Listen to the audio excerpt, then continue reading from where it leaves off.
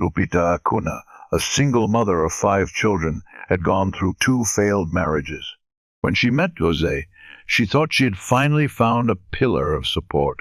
Jose not only brought warmth, but also helped her provide for her family. But there was one problem. Jose had a wife. This love triangle grew more and more intense, and when everything reached its breaking point, Jose was forced to make a decision, a fateful decision. The only problem was he never got the chance to make it. Jose was stabbed not just once but 45 times.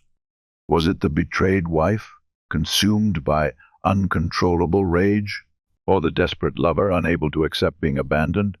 The police had to uncover who had crossed the thin line between love and hatred.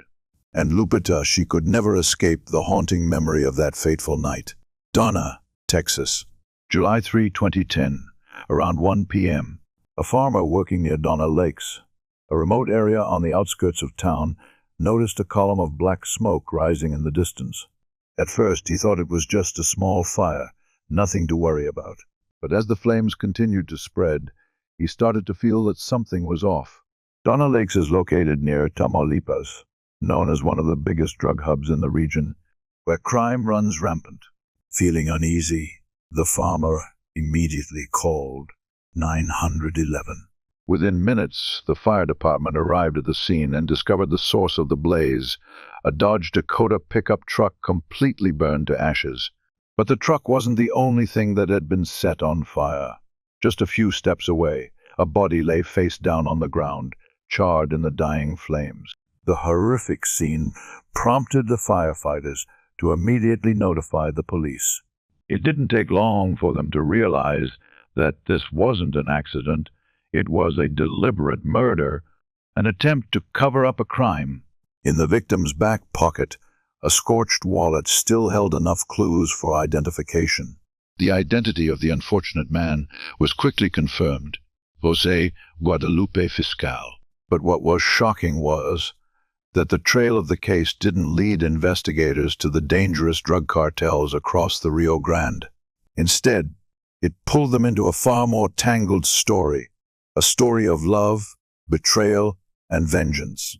And it all began with Lupita Acuna, the woman who was ultimately connected to the man who was now dead. Born in 1972 in South Texas, Lupita de Leon was a strong-willed woman with a tumultuous life. Her promiscuous nature led her through 2 failed marriages, leaving her alone to raise 5 children. By 2008, at the age of 36, Lupita was still a struggling single mother, working tirelessly to provide for her family. But no matter how hard she tried, life with 5 children was never easy. She refused to accept the fate of a lonely woman. Every weekend, Lupita would go to nightclubs, searching for a chance to start over. And on a Saturday night in 2008, she found exactly what she was looking for: a man named Jose Fiscal. Jose was a charismatic man, courteous with women. He shared with Lupita that he had just ended his 17-year marriage. Unlike Lupita, Jose was born in Mexico but had spent his childhood constantly migrating with his family between the 2 sides of the Rio Grande. He spent his youth as an immigrant worker, laboring hard to build a career. Jose married Alma in 1993, and they had 4 children together. But while Jose's career flourished, his marriage gradually fell apart. By 2008, after 15 years of living together, Alma decided to separate and move to Louisiana to work at an oil refinery. Despite their separation, Jose frequently visited to care for his children and spend time with Alma. After meeting Lupita, Jose seemed to find a replacement family. She and her 5 children filled the void in his life, bringing him the warmth he lacked. Their relationship developed quickly, but it didn't last long, because Jose went back to Alma. But strangely, Lupita wasn't angry. She knew Jose would never be hers forever. However, even after Alma had settled in Louisiana, Jose and Lupita continued seeing each other, going to nightclubs together as if nothing had changed. Not long after Alma moved to Louisiana, Jose Fiscal decided to move in with Lupita de Leon. They built a new life together, But it was never truly complete, because despite settling into a new relationship, Jose was torn by an undeniable truth. He missed his children, and they missed him. Jose's kids cherished every moment they had with their father, even if they felt uneasy about their surroundings and new family. 5 unfamiliar children of Lupita, and a house that never really felt like their own. As time passed, Jose no longer seemed like the man he once was. After more than a year of living with Lupita, he became a different person, tense, anxious, as if he were trapped between 2 irreconcilable lives. The pressures on Jose grew heavier, and then investigators discovered a grand plan he had been harboring. But there were 2 entirely different stories about his death, 2 conflicting explanations that left police unsure of what to believe. Was it a drug-related murder, or a family dispute that went too far? On July 3, 2010, the Hidalgo County Police received an emergency call about a strange fire on the outskirts of Donna, Texas. A farmer had reported the incident around 1:00 p.m., and when firefighters arrived at the scene, they uncovered a horrifying sight: a pickup truck completely burned to ashes, with smoke still rising thickly. But the worst part was just a few steps away. A body lay face down on the ground, burned beyond recognition. After extinguishing the fire, investigators identified the victim, 37-year-old Jose Fiscal. In his pocket, his wallet remained, suggesting that Jose may have been killed at the scene before being set on fire. But the most horrifying detail was how he was murdered. Jose wasn't just killed, he was tortured to death. His body was covered in stab wounds from his neck, back, and buttocks to his legs. The killer didn't just want Jose dead. They seemed to be sending a message of pure hatred. Afterward, his body and truck were doused in accelerant and burned to nothing. But the biggest question remained: who wanted Jose Fiscal dead in such a brutal manner? Police considered several theories. This could have been a revenge killing related to drugs, as the area had strong ties to cross-border cartels. Or perhaps it was a personal conflict that spiraled out of control. The first clues emerged when the farmer who called the police claimed to have seen an SUV leaving the scene just before the fire erupted. As law enforcement raced to track down the mysterious SUV, investigators turned to Jose's family to learn about his life before the murder. The first person they contacted was Jaime Fiscal, the victim's brother. When police interrogated Jaime Fiscal, Jose's brother, they hoped for some clue as to who might have wanted him dead. Jaime insisted he had no idea who had a motive to kill Jose, but he did reveal a conflicting truth. Jose had both a wife and a girlfriend. Immediately the question arose: had this love triangle ignited a murder fueled by hatred? Jaime explained that although Jose and his wife, Alma, were separated, she still frequently brought their children from Louisiana to visit their father. Each time, Alma would spend the weekend with the kids and then return home. Meanwhile, Jose's girlfriend, Lupita Acuna, lived just a few miles from Donna Lakes. When police arrived at Lupita's house to inform her of Jose's death, she was completely devastated. But notably, Lupita was very cooperative, willingly going to the police station to assist with the investigation. However, what Lupita said seemed to shift suspicion toward Alma. She claimed that Jose had been trying to cut ties with Alma to start a new life with her. But on the morning of the murder, Jose had received a series of mysterious phone calls that left him visibly anxious. Lupita believed the caller could have been a drug dealer that Jose had once worked with. This raised a new question. Was Jose a victim of the raging drug war along the border, or was this simply a family dispute that escalated too far? Investigators continued following Jose's trail and made a shocking discovery. He had recently purchased a house in the nearby town of West Laco. But it wasn't for Lupita. He had bought it for his estranged wife, Alma. After discovering that Alma had returned to Texas, investigators immediately drove to West Laco to speak with her. When they knocked on her door and broke the news of Jose's death, Alma was completely distraught.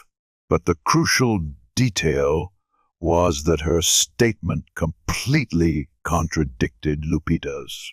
According to Alma, she and Jose had reconciled, which was why he had bought the house in Westlaco not for Lupita, but for her and their children.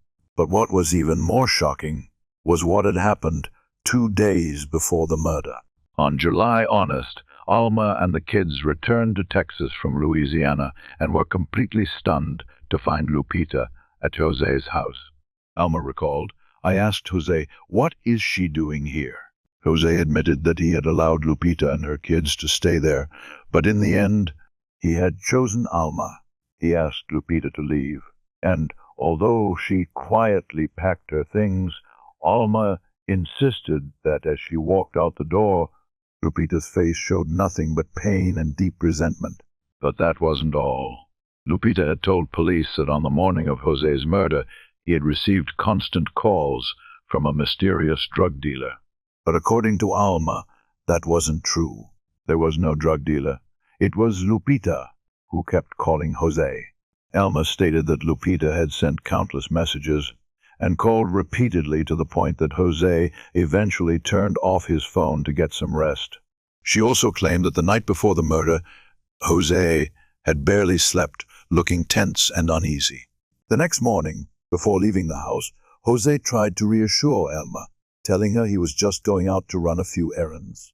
But just a few hours later, he was found stabbed to death next to his burning truck.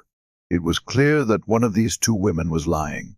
The next day, after interrogating Alma, investigators decided to follow Lupita to her mother's house. But as soon as they arrived, a light brown Ford Expedition suddenly left the scene. This vehicle matched a witness's description of the car seen leaving the crime scene. While searching the surrounding area, investigators discovered another brown Ford Expedition, also registered under Lupita's name. What was even more suspicious was that the SUV had been recently cleaned, both inside and out, as if someone was trying to hide something.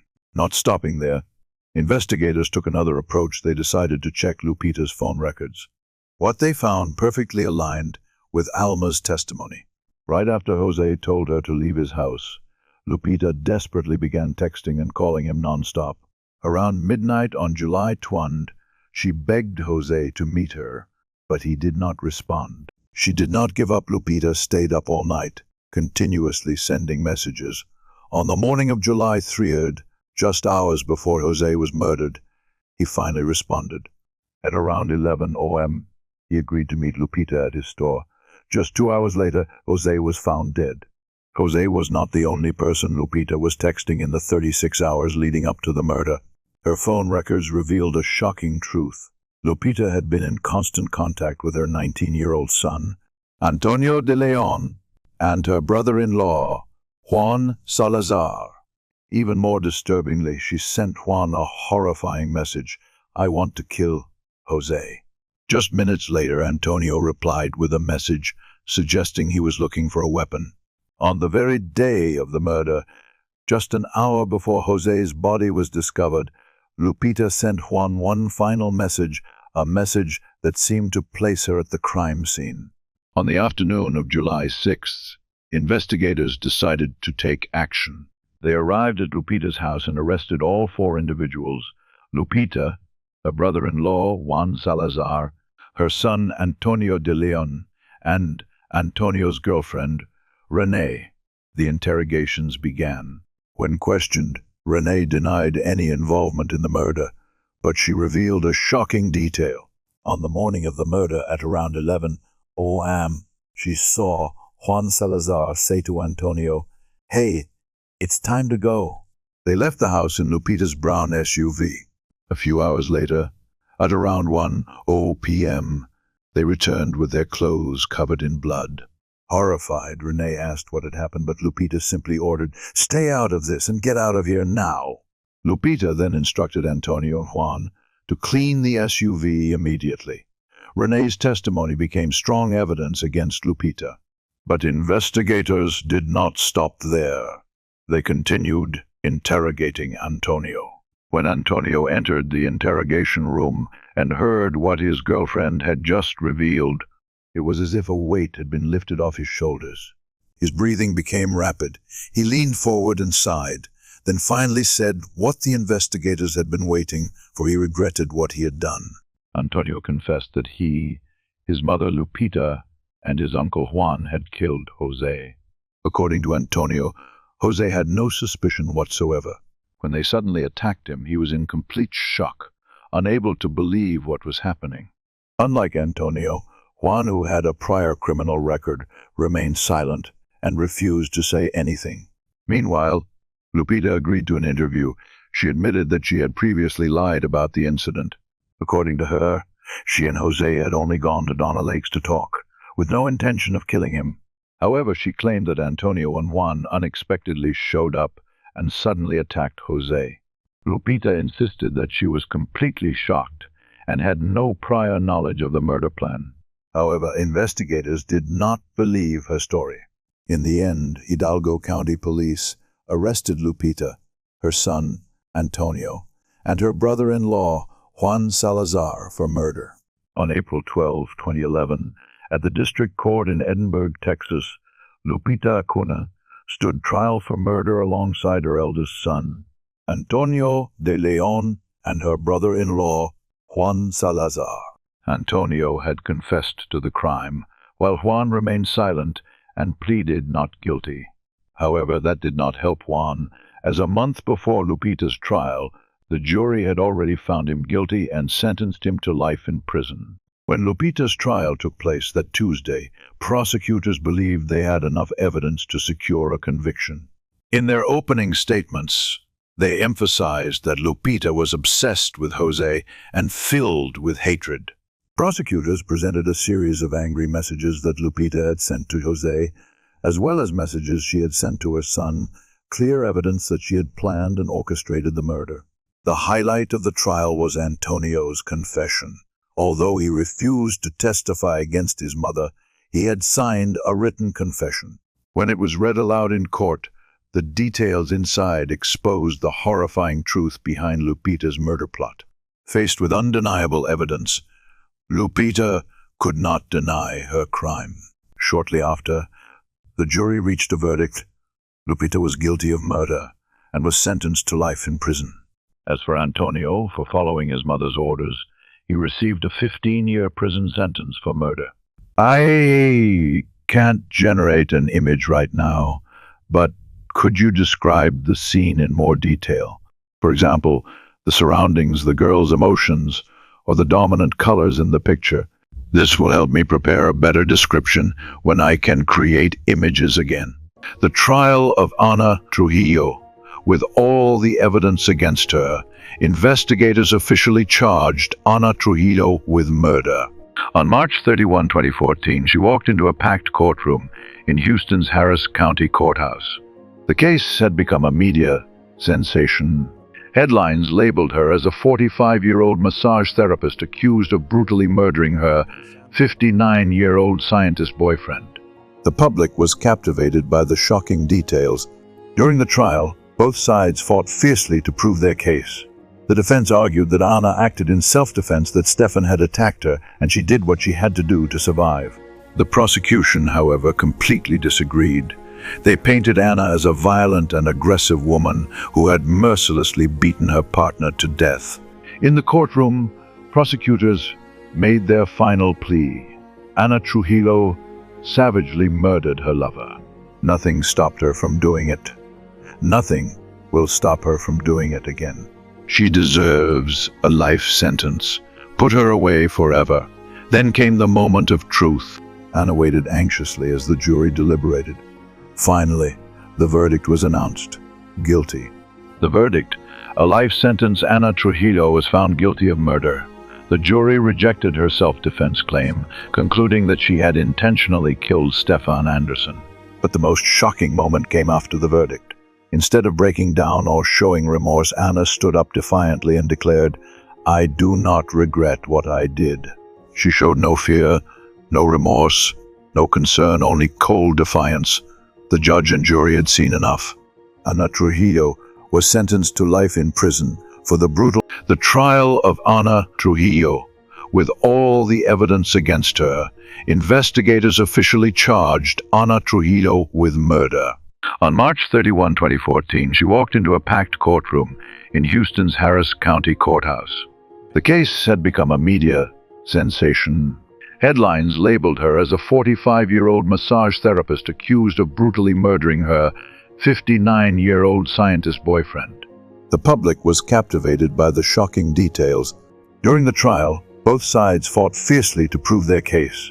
The defense argued that Ana acted in self-defense, that Stefan had attacked her, and she did what she had to do to survive. The prosecution, however, completely disagreed. They painted Ana as a violent and aggressive woman who had mercilessly beaten her partner to death. In the courtroom, prosecutors made their final plea. Ana Trujillo savagely murdered her lover. Nothing stopped her from doing it. Nothing will stop her from doing it again. She deserves a life sentence. Put her away forever. Then came the moment of truth. Ana waited anxiously as the jury deliberated. Finally, the verdict was announced. Guilty. The verdict: a life sentence. Ana Trujillo was found guilty of murder. The jury rejected her self-defense claim, concluding that she had intentionally killed Stefan Anderson. But the most shocking moment came after the verdict. Instead of breaking down or showing remorse, Ana stood up defiantly and declared, "I do not regret what I did." She showed no fear, no remorse, no concern, only cold defiance. The judge and jury had seen enough. Ana Trujillo was sentenced to life in prison for the brutal murder of Stefan Anderson. Her weapon of choice? A 5.5-inch high, heeled shoe, a murder so shocking that it left an entire city in disbelief. Bananoy, type tok chat GPT tuanoy. That was the final part of the story. Ana Trujillo was sentenced to life in prison for the murder of Stefan Anderson. After the trial, the case continued to attract public attention due to its bizarre nature, a high-heeled shoe used as a deadly weapon. Many people debated whether Ana had truly acted in self-defense or if she was a cold-blooded killer. Despite her conviction, the trial of Ana Trujillo, with all the evidence against her, investigators officially charged Ana Trujillo with murder. On March 31, 2014, she walked into a packed courtroom in Houston's Harris County Courthouse. The case had become a media sensation. Headlines labeled her as a 45-year-old massage therapist accused of brutally murdering her 59-year-old scientist boyfriend. The public was captivated by the shocking details. During the trial, both sides fought fiercely to prove their case. The defense argued that Ana acted in self-defense, that Stefan had attacked her, and she did what she had to do to survive. The prosecution, however, completely disagreed. They painted Ana as a violent and aggressive woman who had mercilessly beaten her partner to death. In the courtroom, prosecutors made their final plea. Ana Trujillo savagely murdered her lover. Nothing stopped her from doing it. Nothing will stop her from doing it again. She deserves a life sentence. Put her away forever. Then came the moment of truth. Ana waited anxiously as the jury deliberated. Finally, the verdict was announced. Guilty. The verdict: a life sentence. Ana Trujillo was found guilty of murder. The jury rejected her self-defense claim, concluding that she had intentionally killed Stefan Anderson. But the most shocking moment came after the verdict. Instead of breaking down or showing remorse, Ana stood up defiantly and declared, "I do not regret what I did." She showed no fear, no remorse, no concern, only cold defiance. The judge and jury had seen enough. Ana Trujillo was sentenced to life in prison for the brutal murder of Stefan Anderson. Her weapon of choice? A 5.5-inch high, heeled shoe, a murder so shocking that it left an entire city in disbelief. Bananoy, type tok chat GPT tuanoy. That was the final part of the story. Ana Trujillo was sentenced to life in prison for the murder of Stefan Anderson. After the trial, the case continued to attract public attention due to its bizarre nature, a high-heeled shoe used as a deadly weapon. Many people debated whether Ana had truly acted in self-defense or if she was a cold-blooded killer. Despite the trial of Ana Trujillo, with all the evidence against her, investigators officially charged Ana Trujillo with murder. On March 31, 2014, she walked into a packed courtroom in Houston's Harris County Courthouse. The case had become a media sensation. Headlines labeled her as a 45-year-old massage therapist accused of brutally murdering her 59-year-old scientist boyfriend. The public was captivated by the shocking details. During the trial, both sides fought fiercely to prove their case. The defense argued that Ana acted in self-defense, that Stefan had attacked her, and she did what she had to do to survive. The prosecution, however, completely disagreed. They painted Ana as a violent and aggressive woman who had mercilessly beaten her partner to death. In the courtroom, prosecutors made their final plea. Ana Trujillo savagely murdered her lover. Nothing stopped her from doing it. Nothing will stop her from doing it again. She deserves a life sentence. Put her away forever. Then came the moment of truth. Ana waited anxiously as the jury deliberated. Finally, the verdict was announced. Guilty. The verdict: a life sentence. Ana Trujillo was found guilty of murder. The jury rejected her self-defense claim, concluding that she had intentionally killed Stefan Anderson. But the most shocking moment came after the verdict. Instead of breaking down or showing remorse, Ana stood up defiantly and declared, "I do not regret what I did." She showed no fear, no remorse, no concern, only cold defiance. The judge and jury had seen enough. Ana Trujillo was sentenced to life in prison for the brutal murder of Stefan Anderson. Her weapon of choice? A 5.5-inch high heeled shoe, a murder so shocking that it left an entire city in disbelief. Bananoy, type tok chat GPT tuanoy. That was the final part of the story. Ana Trujillo was sentenced to life in prison for the murder of Stefan Anderson. After the trial, the case continued to attract public attention due to its bizarre nature, a high-heeled shoe used as a deadly weapon.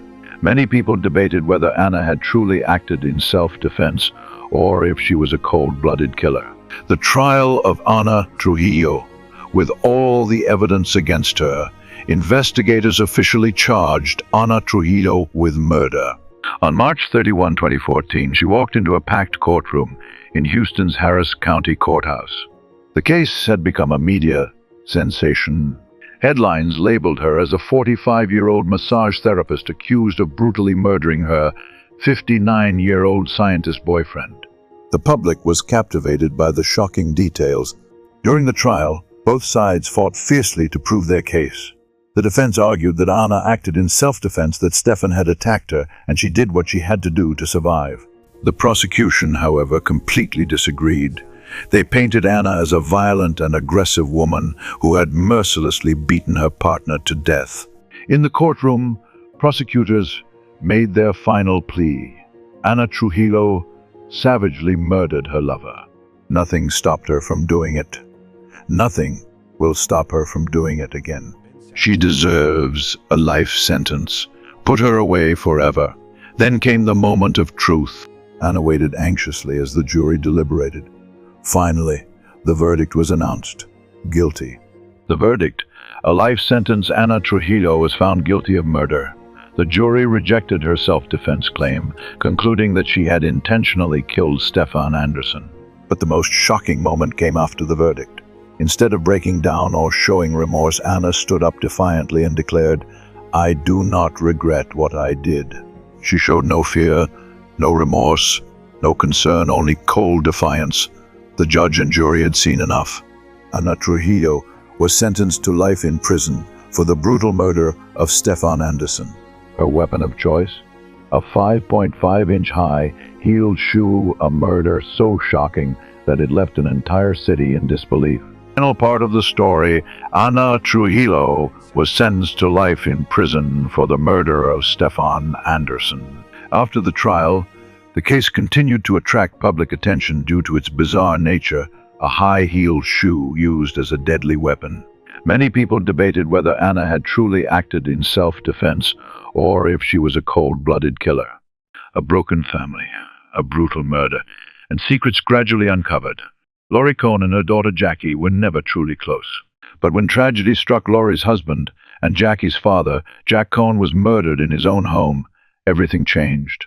Jack was beaten to death in a violent break-in, leaving the two women in shock and grief. At first, the loss seemed to bring them closer, but soon doubts arose and suspicion crept into every conversation.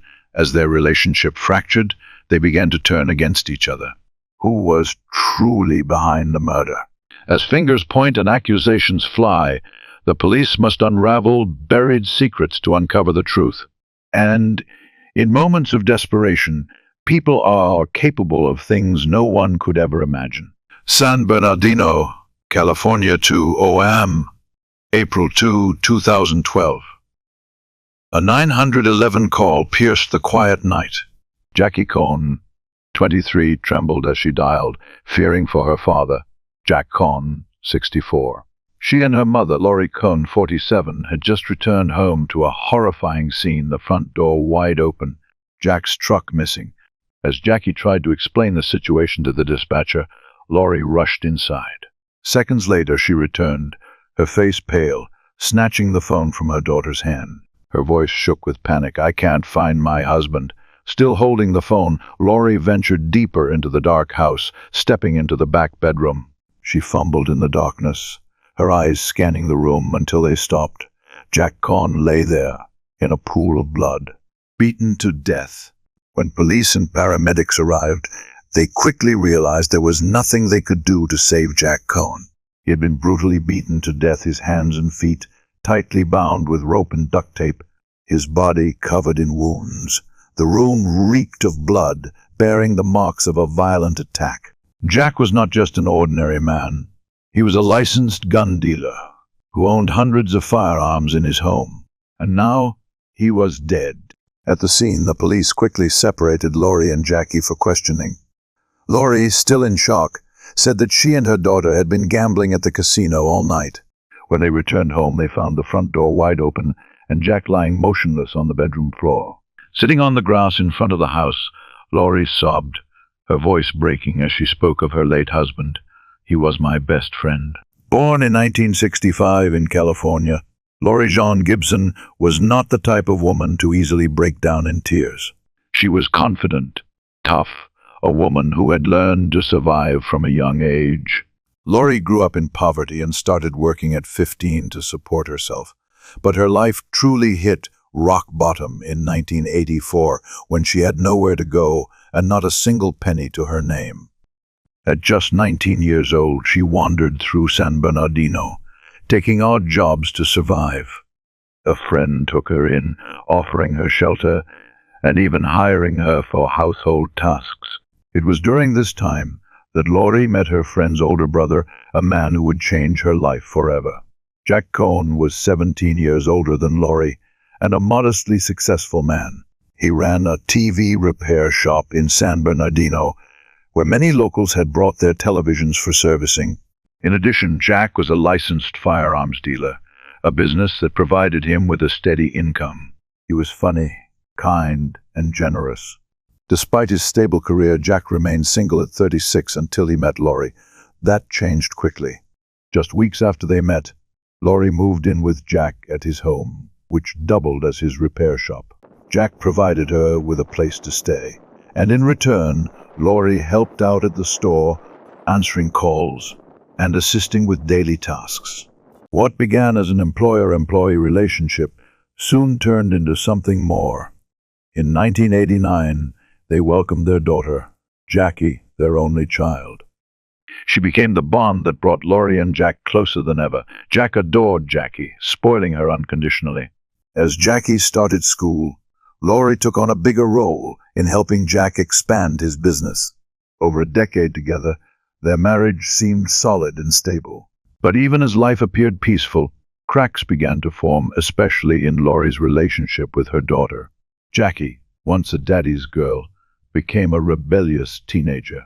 She got into trouble at school, struggled with authority, and, most notably, had a strained relationship with her mother.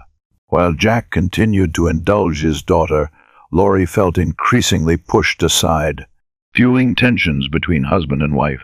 In the years that followed, Jackie's life spiraled out of control. She married young, had several children, but her marriage failed. Eventually, she turned to drugs, not just using methamphetamine, but also dealing it. In early 2012, Jackie was arrested. Jack was devastated to see his daughter handcuffed and taken away by the police. But when she was released at the end of March, the aging father welcomed her back with open arms, continuing to care for her without hesitation. Surprisingly this time, even Lori seemed happy to have Jackie back. She decided to put past conflicts aside and invited her daughter out for a night together. The two spent the entire night at the casino, but as they drove home at 4 a.m. on April 2, 2012, a horrifying tragedy awaited them. In the early hours of April 2, 2012, in San Bernardino, California, Lori Cohn discovered her husband, Jack Cohn, beaten to death inside their home. A brutal murder, but was it a robbery gone wrong or something far darker? When police arrived at the scene, all initial signs pointed to a violent break-in. Someone had entered the house in the middle of the night and encountered Jack. But it seemed the intruders weren't just after ordinary valuables. Jack wasn't just a TV and satellite repairman. He was also a licensed gun dealer who owned hundreds of firearms. In an area rife with gang activity that made him a particularly dangerous target, Jack was not a careless man. He was extremely cautious about protecting his assets and his life. All his firearms were stored in a specially locked room, secured behind a heavy-duty safe door. He had even installed a surveillance camera system, turning his home into a true fortress. But on the night of the murder, none of these security measures mattered. The killers cleaned out the gun room, stole Jack's truck to transport their loot, and even took the DVR containing footage from the surveillance cameras. And yet, there was something strange. The intruders hadn't touched the store's safe, which contained $9,000 in cash. Evidence at the scene suggested Jack had been awakened in the middle of the night. When found, he was still wearing his pajamas. His hands and feet were bound with rope, and his neck had been restrained. It appeared that the attackers had tortured him, trying to force him to open the safe. When he refused to cooperate, they beat him to death. At the crime scene, Lori and her daughter Jackie seemed completely devastated by Jack's tragic death. They cried, appeared in shock, and struggled to process what had happened. But as the police looked closer, something didn't add up. How had the intruders so easily bypassed Jack's security system? How could a heavily secured home be broken into with no signs of forced entry or significant struggle? Police quickly began to suspect that this wasn't just a random burglary. It might have been an inside job. It didn't take long for them to identify a possible accomplice. The first name on their list of suspects was Jackie. Early information suggested that Jackie might have leaked details about her father's security system to some acquaintances, leading them directly to the house on that fateful night while she and her mother were away. Lori appeared shocked and confused when she heard this theory. She cooperated with the police, even admitting that she had her own doubts about her daughter. Jackie had a criminal record, a history of drug addiction, and had been involved in multiple troubles before. But when detectives asked Lori point-blank whether she believed Jackie could have killed her own father, she hesitated. After a moment of silence, Lori finally said, "She's still Jack's daughter. I don't think she could do it. Even if Jackie was somehow involved, there was a major problem. She had an alibi." Lori insisted that the two of them had been gambling at the casino all night. This complicated the case for the police. They decided to review surveillance footage from the casino to verify Lori's story. And the footage confirmed it. Lori and Jackie had indeed been at the casino, gambling throughout the night. But then Jackie revealed a shocking secret about her mother. Jackie sat there, tears streaming down her face, as she told the police the truth about her parents' marriage, a truth she had long chosen to ignore. "My mother had a gambling problem. When she lost too much, she started pawning my dad's stuff, then selling it outright. But that wasn't the worst part. She was addicted to meth too, Jackie choked out. The police were stunned by this revelation. From the beginning of the case, Laurie had appeared as a grieving wife, shattered by her husband's death. But if what Jackie said was true, Laurie wasn't just a heartbroken widow, she was a woman hiding dark secrets. Jackie continued, "My dad knew about the gambling. They fought about it all the time. But things got worse when my mom lost too much money. He worked so hard his whole life, but she just threw it all away at the casino. The fights got worse, and I think she wanted to get rid of him." The officers listened intently as the pieces of the case started to come together. Could Laurie have been behind Jack's murder? Had she arranged for someone to kill him to cover up her debts and addiction? Jackie had just exposed a completely different narrative, one that could turn Laurie from a witness into a suspect. She recalled a moment that now sent chills down her spine, seeing the name Shauna Bayliss appear on her mother's phone screen, a name tied to a world of crime and drugs. "Shauna called my mom and asked about Jack's keys," Jackie said, her voice trembling. The police immediately understood the significance of this detail. If Shauna had called Laurie to ask about the keys, it was highly likely that Laurie had given them access to Jack's house. And if that was true, this wasn't a random burglary, it was a planned robbery with Laurie's involvement. Jackie went on, "My mom got involved with those people after my dad kicked her out. She had no money, nowhere to go, and they gave her a place to stay in exchange for drugs." The police started piecing the timeline together. Jack had finally had enough and kicked Laurie out of the house. Homeless and desperate, Laurie fell in with criminals and addicts. Over time, she became entangled with them. When Jackie was released from jail, Laurie wanted to mend their relationship, so she took her daughter out for the night on the same night Jack was murdered. But on their way home, Laurie received a call from Shauna, a woman connected to dangerous criminals. If Jackie was telling the truth, Jack's murder wasn't an accident. It was a carefully planned crime. The only question that remained, was Laurie just a pawn in this scheme, or had she orchestrated the entire plan to have her husband killed? On April 4, 2012, more than 48 hours after she called 911 and reported that Jack was dead, police arrested Laurie Cohn for conspiracy to commit murder. That same day, officers knocked on the door of Shauna Bayliss.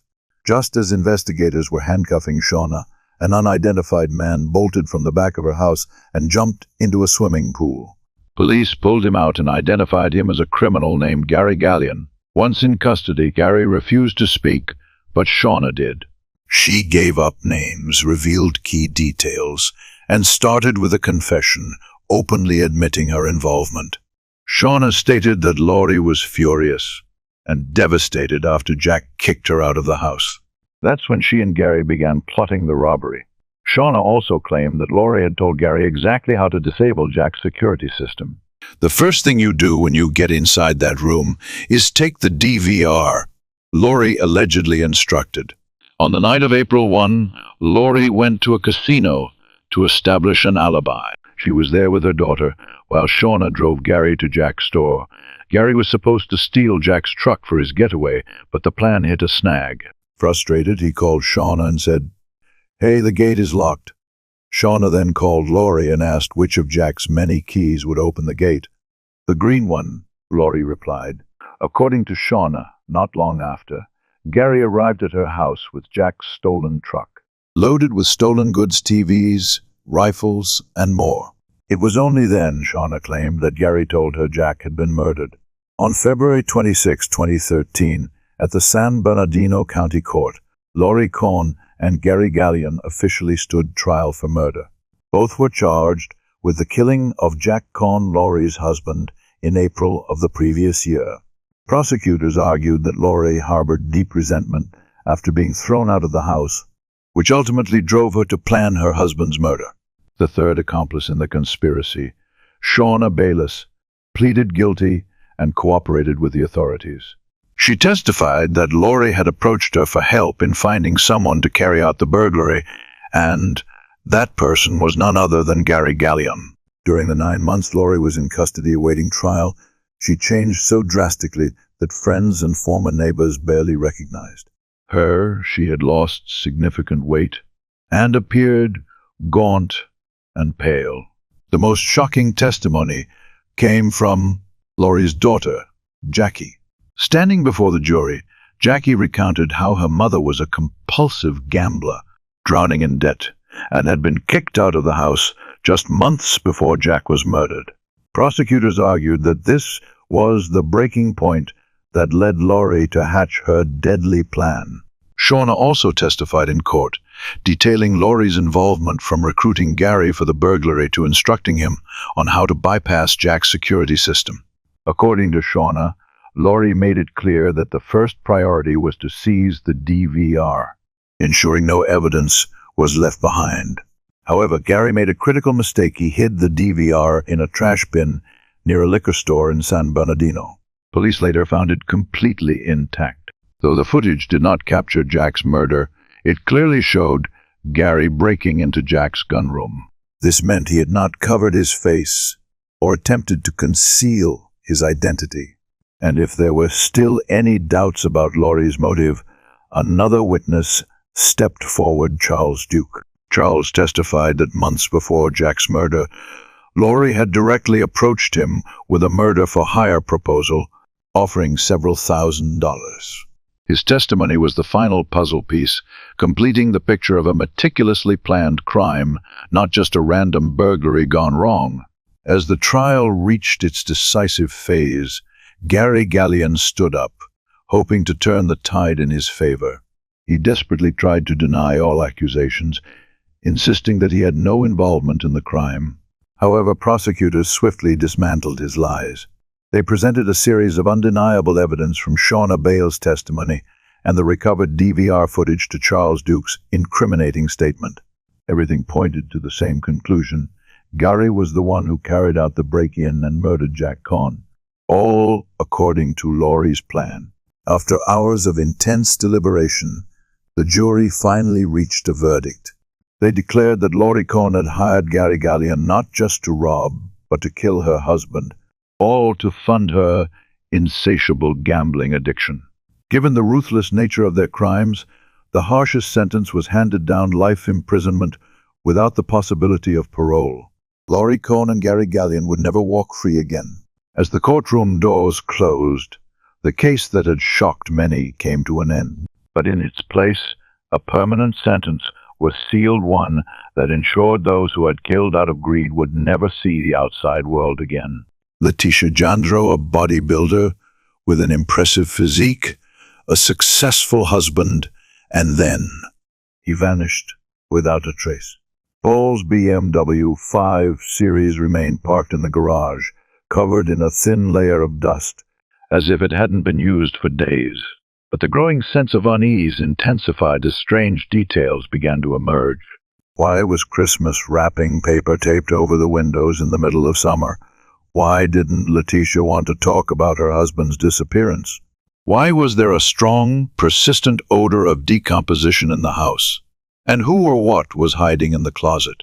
The mysteries surrounding Letitia continued to pile up. What was she hiding? And more importantly, where was Paul Jandro, Moyock, North Carolina, June 30, 2010? It was supposed to be just an ordinary Wednesday morning. But for Safety Inspector Dennis Carter, that day was anything but normal. For the first time in nearly 2 years, his colleague Paul Jandro did not show up for work. Paul was always punctual. He had never missed a day. But that morning his phone went unanswered, and his messages were ignored. A sense of unease grew among Carter and his co-workers. They decided to report the matter to the authorities. The next morning, a deputy sheriff was dispatched to Jandro's home for a welfare check. Upon arrival, she found Paul's truck parked outside, but there was no sign of him. She knocked on the door, called his name, but the house remained eerily silent.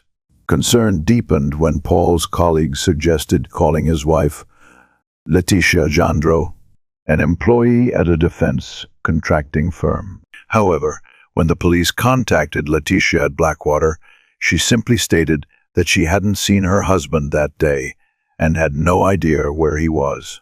Things took an even stranger turn when, shortly after that phone call, Letitia, the 37-year-old wife, also vanished without a trace. A husband and wife, disappearing within the same time frame, no clues, no explanations. Although she was once an outstanding high school athlete, Letitia Jandreau never attended college. The former track and field star had gone through 2 failed marriages before meeting Paul Jandreau in the summer of 2002. At the time, Paul, 42 years old, was preparing to leave the Navy after more than 20 years of service. He retired with the rank of commander and quickly started a new career at a defense contracting firm in Norfolk. But Paul was not a typical retiree. With his extensive experience, he adapted easily to his new life. The first time he met Letitia, he was immediately drawn to her. At 29, she had a toned, muscular physique and an energetic presence. In fact, Letitia was even stronger than Paul.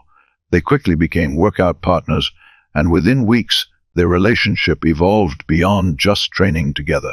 Less than a year later, on June 28, 2003, Letitia and Paul officially married, marking the beginning of a new chapter in both their lives.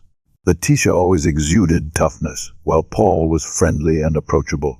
When meeting Letitia for the first time, she barely interacted with anyone, reserved, distant. In contrast, Paul was cheerful and easygoing. Despite their contrasting personalities, they stayed together. Paul had a stable income at Bay, and Letitia also transitioned into the defense industry, joining a private training facility operated by Blackwater USA, one of the largest military contractors in the country. Their life seemed to be going smoothly, stable careers, a promising future. But then, tragedy struck, one that would test their marriage in ways no one could have foreseen. In 2006, after a long struggle with infertility, Paul and Letitia finally received good news. But their happiness was quickly overshadowed by tragedy. In July, Letitia went into premature labor. The twins could not be born healthy. One baby did not survive before birth, and the other lived for only 42 seconds. The immense pain devastated Letitia. She fell into deep despair and developed post-traumatic stress disorder, PTSD, from the loss of her children.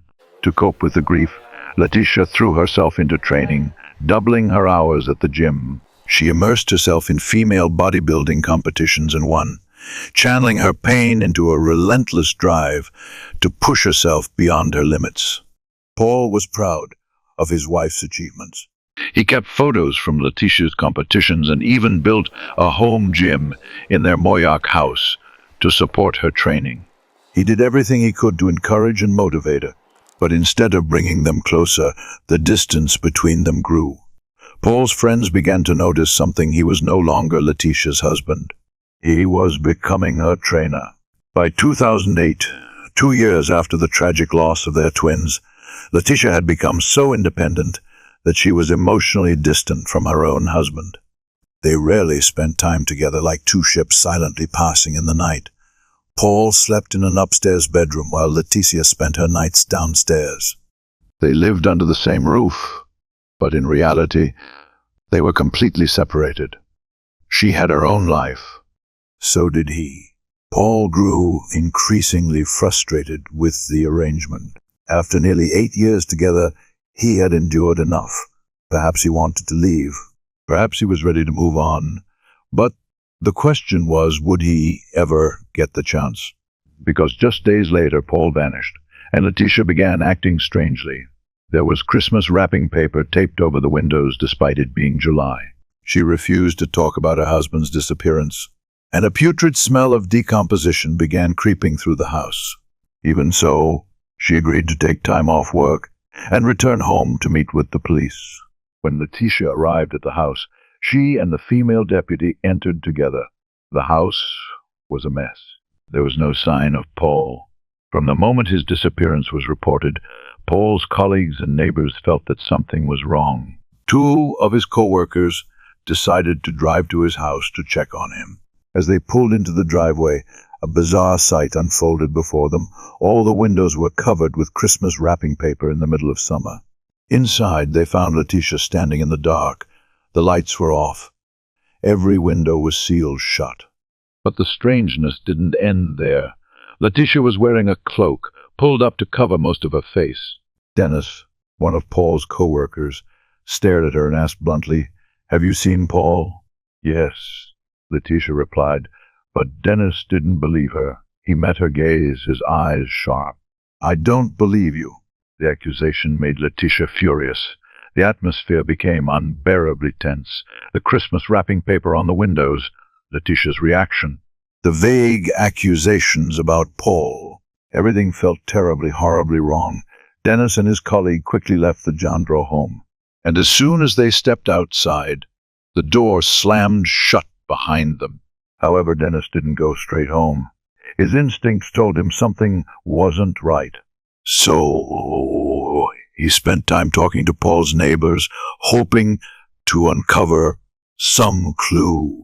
The next day, on July Honest, Paul's co-worker, Kyle Cheatwood, along with another employee from Bay Systems, decided to drive down to his house for another check.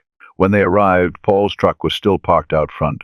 But what caught their attention was the person unloading items from the truck. It wasn't Paul. It was Letitia. What was she doing with her husband's truck? And why did her every action radiate an air of secrecy? Kyle immediately contacted the authorities. When the police arrived, Letitia seemed irritated. She claimed she was just cleaning up.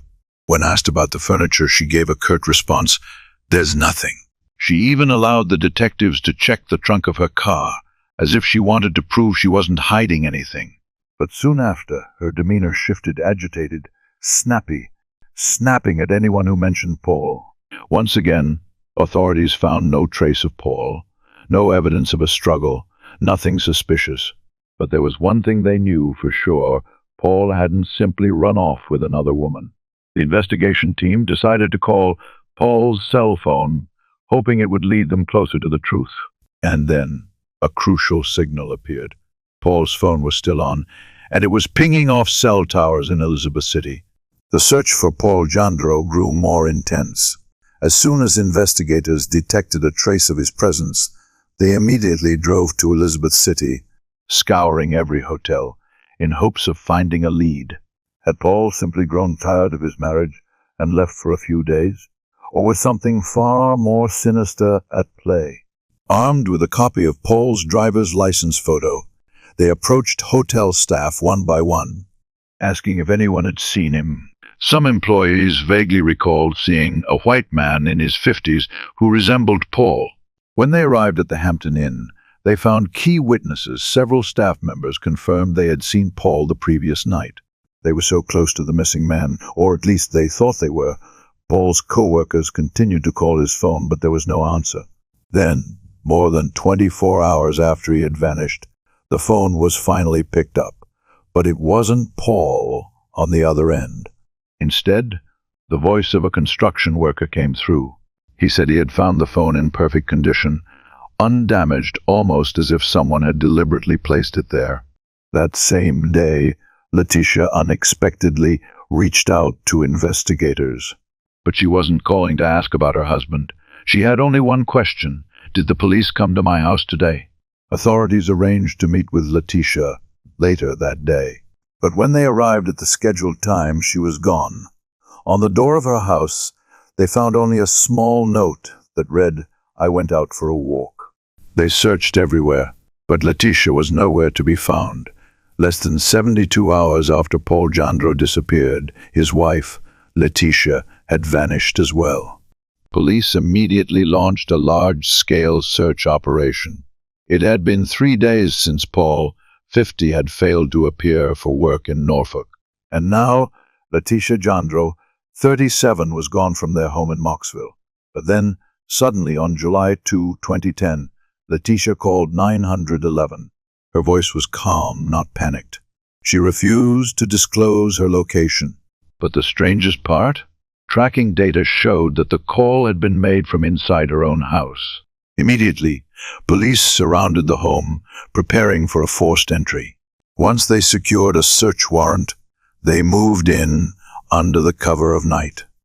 As they entered the garage, something immediately caught their attention. A massive pile of trash sat in the middle of the space. They pushed further inside, guns drawn. The air was thick with an eerie silence. And then, finally, they found her. Letitia was lying motionless on the floor of a bedroom closet. For a moment, they thought she was dead. But no, she was still alive. Letitia was taken into custody as authorities began their long-awaited search of the house She had so desperately tried to keep them out of. During questioning, Letitia claimed she believed someone had tried to break into her home. She also denied knowing where Paul was. One of the officers suddenly entered the interrogation room. He didn't say a word. He simply leaned down and whispered into his colleague's ear.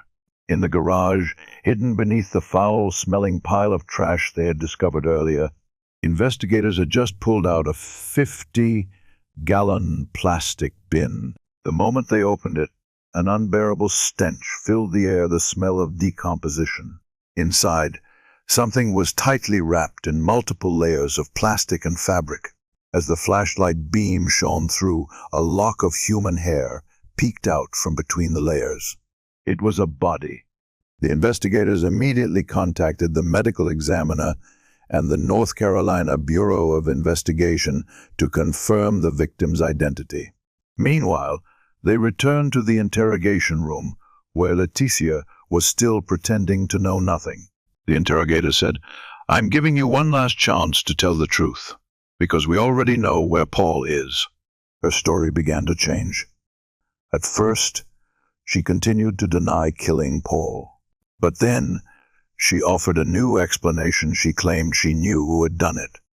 According to Letitia, it was drug dealers' men she had supposedly hired to teach Paul a lesson because she was angry with him. But why would a random group of drug dealers target Paul? Was Letitia telling the truth, or was this just another lie? As Letitia sat in the interrogation room, scrambling to come up with a convincing story, investigators continued searching her home. And then they found undeniable evidence.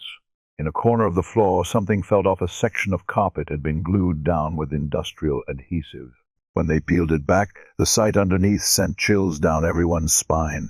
Blood everywhere. But that wasn't all.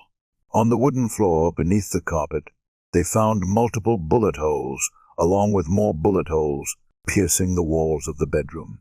Letitia had tried to cover them up using putty to fill each one. Police then inspected Letitia's car. Inside, they discovered a .45 caliber semi-automatic pistol. There was no more room for deception. When the medical examiner analyzed Paul's body, they confirmed that it was riddled with bullet wounds. The evidence was overwhelming. Letitia was immediately charged with murder. She was handcuffed and taken straight to the police station. But just when investigators thought the case was closed, Letitia suddenly made a shocking confession. A completely unexpected twist was about to unfold. On July 4, 2010, Letitia Jandro had been in custody for nearly 24 hours. Meanwhile, police were still piecing together the horrifying details of the murder. Paul's body had been discovered inside a 50-gallon plastic container, wrapped in multiple layers of plastic, a desperate attempt to hide the truth. But the traces of the crime could not be erased. Even though Letitia kept insisting that she had only hired someone to teach Paul a lesson and that they had gone too far, investigators did not believe her story. The .45 caliber semi-automatic pistol found in Letitia's car was confirmed to be the murder weapon. When Paul's body was examined, the recovered bullets matched the caliber of the gun. But then came a shocking revelation. When police contacted Paul's family, they learned that Paul had been planning to file for divorce. In fact, he had given Letitia a deadline, June 30, to leave the house. And that was the very day he disappeared. Not long after, Letitia was booked into Currituck County Jail on murder charges. But in the end, she was the one who shattered all the lies. She reached out to investigators. She wanted to talk, and her final confession changed everything. "I shot Paul." Letitia claimed that everything started when Paul gave her an ultimatum to leave the house. "I met with a lawyer, and they told me I didn't have to go." But when she told Paul this, she claimed that he became more terrifying than ever. "He spent an entire month trying to scare me into leaving. Every morning, the moment I woke up, he would kick the door hard. I was terrified. And I was prepared to defend myself. Then came June 30, Paul's final deadline for Letitia to leave. According to Letitia, that morning, Paul stormed into the bedroom. But this time, he wasn't just kicking the door like before. This time, he was holding a rifle. He pointed it at me and said, "Get the hell out of my house right now," Letitia claimed. She said Paul gave her 5 minutes to leave before turning his back and walking out. But instead of running away, Letitia went to get her gun, and then she opened fire. I shot into the room and I hit him once. He staggered back and I shot him again. When he ran toward me, I kept shooting. He tried to grab the gun from me, but I just kept shooting. The shooting only stopped when Paul collapsed. Afterward, Letitia panicked. She spent 3 days trying to hide his body, deny everything, and even fabricate a story about drug dealers teaching Paul a lesson. But the evidence police found told a different story. In September 2012, the trial of Letitia Jandro officially began. The prosecution completely rejected her claims of self-defense. Paul's death was not self-defense. We believe Letitia ambushed him. She did not want a divorce, and so she killed Paul out of her need for control. Letitia's defense collapsed under the weight of undeniable evidence. Bullet holes in the floor and bedroom walls proof that she fired repeatedly without hesitation. The .45 caliber handgun found in her car, which matched the bullets recovered from Paul's body. Her efforts to cover up the crime, cleaning up blood, wrapping the body in plastic, and lying to the police. The prosecutor emphasized Paul never had a chance to fight back. This was not self-defense. This was a deliberate murder. On September 28, 2012, the North Carolina courtroom was packed. Paul Jandro's family, friends, and colleagues were all there, holding their breath as they waited for the verdict. After months of legal battles, Letitia Jandro's fate now rested in the hands of the jury. Authorities believed they had an airtight case. Backed by overwhelming evidence, Paul's body was found inside Letitia's home, wrapped in multiple layers of plastic and stuffed inside a 50-gallon tote. The bullet holes in the floor and walls suggested a premeditated murder. The .45 caliber gun recovered from Letitia's car matched the bullets in Paul's body. Letitia's shifting stories, first denying everything, then finally admitting she had shot her husband. The prosecution firmly rejected Letitia's self-defense claim, stating, "This was not self-defense. This was a cold, calculated murder." The jury took only 1 hour and 40 minutes to reach a verdict. What does that number say? A trial that lasted for months, yet the jury needed less than 2 hours to come to a unanimous decision. There was no doubt in their minds. And then the verdict was announced. Letitia Jandro, guilty of first-degree murder. The judge wasted no time in delivering the sentence. Life in prison, without the possibility of parole. Ruby in Ruffalo, a sharp mind, she almost achieved straight A's in law school. Her husband, John, was no less intelligent, but tragedy struck when he mysteriously died. John's death sparked an investigation filled with shocking accusations, and chilling secrets gradually came to light. It was as if a voice from beyond was guiding the truth into the light. Can a dead man speak? Or is someone playing a dangerous game? Amid the grief of widowhood and the whirlwind of legal battles, Ruby was forced to fight, not only to seek justice for her husband, but also to protect her own freedom. Langford, British Columbia, October 25, 2003. After a week of relentless rain, a hiker followed a trail in Mount Wells Regional Park. On the outskirts of Victoria, the narrow path ran parallel to an old, abandoned drainage pipe. As he stepped down near the pipe, he suddenly froze. Something looked strange. Emerging from the darkness of the pipe, something sent a chill down his spine. A hand. His heart pounding. The hiker realized he had just stumbled upon a corpse. Without hesitation, he immediately called 911. Within minutes, the Royal Canadian Mounted Police arrived at the scene. The body of a white male, in his mid-30s, was discovered in the West Shore area of Langford. No identification, no visible wounds. He hadn't been stabbed. He hadn't been shot. But what had killed him? The victim's identity was quickly confirmed. John Ruffalo, 36 years old, who had been reported missing 5 days earlier by none other than his wife, Ruby. Ruby Anjuba was born in 1956 in a remote community in Terrace, British Columbia. From a young age, she showed intelligence and promise, enrolling at the University of Victoria. However, upon arriving in Victoria, a familiar pattern began to emerge in her life. Ruby dropped out, got married, quickly divorced, and then fell into a new relationship. Unfortunately, both relationships were fraught with abuse. Each romance left her with a child, and by the age of 30, Ruby was struggling to raise 4 children on her own. Life became increasingly difficult, and in 1986 she decided to return to her family's farm in Terrace.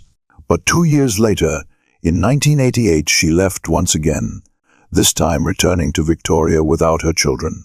Back in the city, Ruby was determined to change her life. She went back to school, completed her degree, and it was there that she met John Ruffalo, a man 11 years younger than her. Despite the age gap, they quickly formed a bond. John was outgoing, charismatic, and passionate, while Ruby was drawn to his warmth and devotion. In April 1990, they got married. Ruby's children from previous relationships remained with their family, while she and John built a new home together, welcoming a daughter. Although Ruby had a university degree and John did not, she chose to stay home to care for their child while John became the family's breadwinner, working hard to support them. As Ruby continued to pursue her education, John became increasingly involved in real estate. However, studying law was never easy, and life wasn't always smooth. In 1998, shortly after Ruby graduated from law school, John suddenly faced charges for violating the Real Estate Act of British Columbia. Once again, turmoil struck, presenting new challenges for their marriage. John eventually broke the law and was convicted of 22 offenses. However, instead of serving prison time, he was only fined $14,000 and forced to give up his job as a prison guard. Meanwhile, Ruby's career was also struggling. Despite graduating from law school, she found herself unemployed, unable to secure a foothold in the industry. Marital tensions escalated. The relationship between Ruby and John became so distant that they no longer even shared the same bed. Long work days and the pressures of life made the household atmosphere suffocating. Even their 12-year-old daughter, Giovanna, could sense the growing rift between her parents. That summer, John seemed increasingly detached from his family. One night, he bluntly asked his daughter, "Do you want me to leave?" Giovanna, though still a child, understood that her parents' marriage was on the verge of collapse. Yet John promised her that he wouldn't go. But that promise didn't last long. Not long after, John mysteriously disappeared, leaving behind unanswered questions. On the evening of October 19, 2003, just before 11:00 p.m., the shift manager at Brink Security called Ruby Ann Ruffalo. His voice was tense as he asked, "Where's John? He didn't show up for work." Ruby was confused. She didn't know where John was, or over the phone, her bewilderment was as evident as the manager's concern. But the real worry began the next morning when John still hadn't returned home. Ruby started feeling uneasy. She turned to Vivian Kirkland, a close friend who lived in the basement apartment of her house. The two women quickly went to the police station to report John missing, but the police remained unfazed. They told Ruby not to worry because John had been missing for less than 24 hours. "Maybe he just got drunk somewhere and will be home soon," they reassured her. However, the day passed with no sign of John. By evening, when the 24-hour mark since his disappearance was reached, his family and friends were genuinely alarmed. John's phone rang nonstop. Messages flooded in. Ruby seemed to be spiraling into panic. One of her tenants recalled that she paced back and forth incessantly, so anxious she was nearly frantic. By October 22, 2 days after John was reported missing, his family began to believe that something terrible had happened. That afternoon, John's brother-in-law was refueling at a local gas station when he suddenly recognized a familiar-looking car. As he moved closer to inspect it, he confirmed it was John's car. But John was nowhere to be found. Alarmed, his brother-in-law immediately called the police. When officers searched the vehicle, they found a suspicious detail. John's wallet was still inside, along with his identification. This raised a series of questions. Why would John abandon both his car and wallet? Where had he gone? And most importantly, what had really happened to him?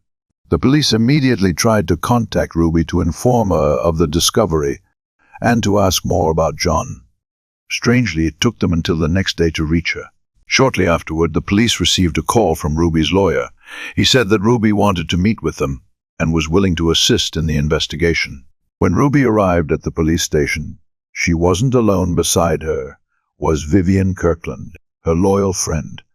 During the interview, Ruby explained that Vivian was there for emotional support, while her lawyer accompanied her to ensure everything proceeded properly. When asked about her husband's disappearance, Ruby admitted that it was highly unusual.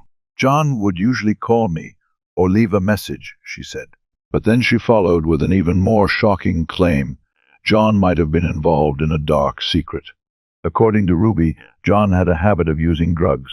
She had even left him briefly because of it, but they eventually reconciled. However, she never fully trusted him.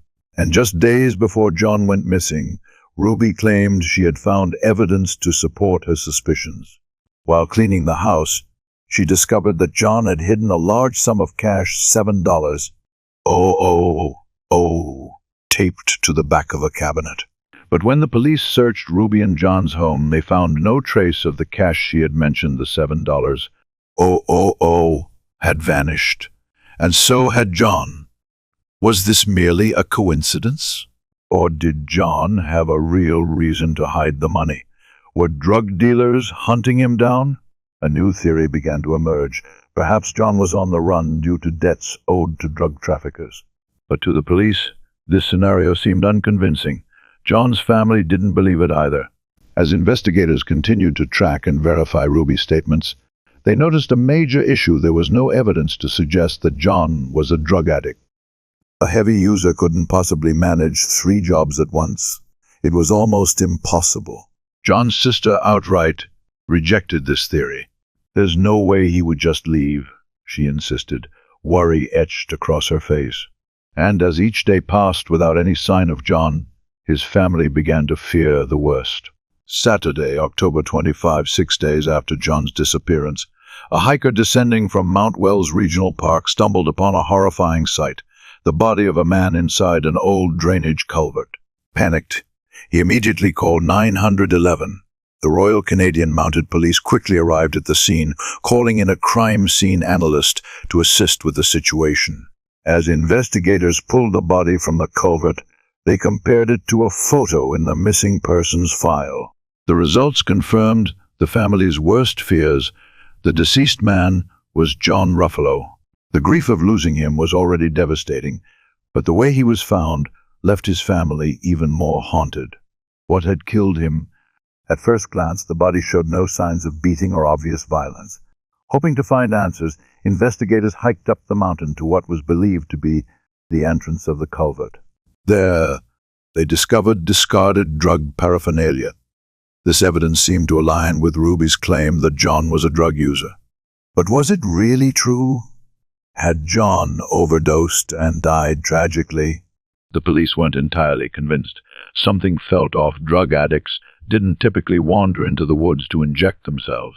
And if John had truly been an addict, why did none of his family and friends believe it?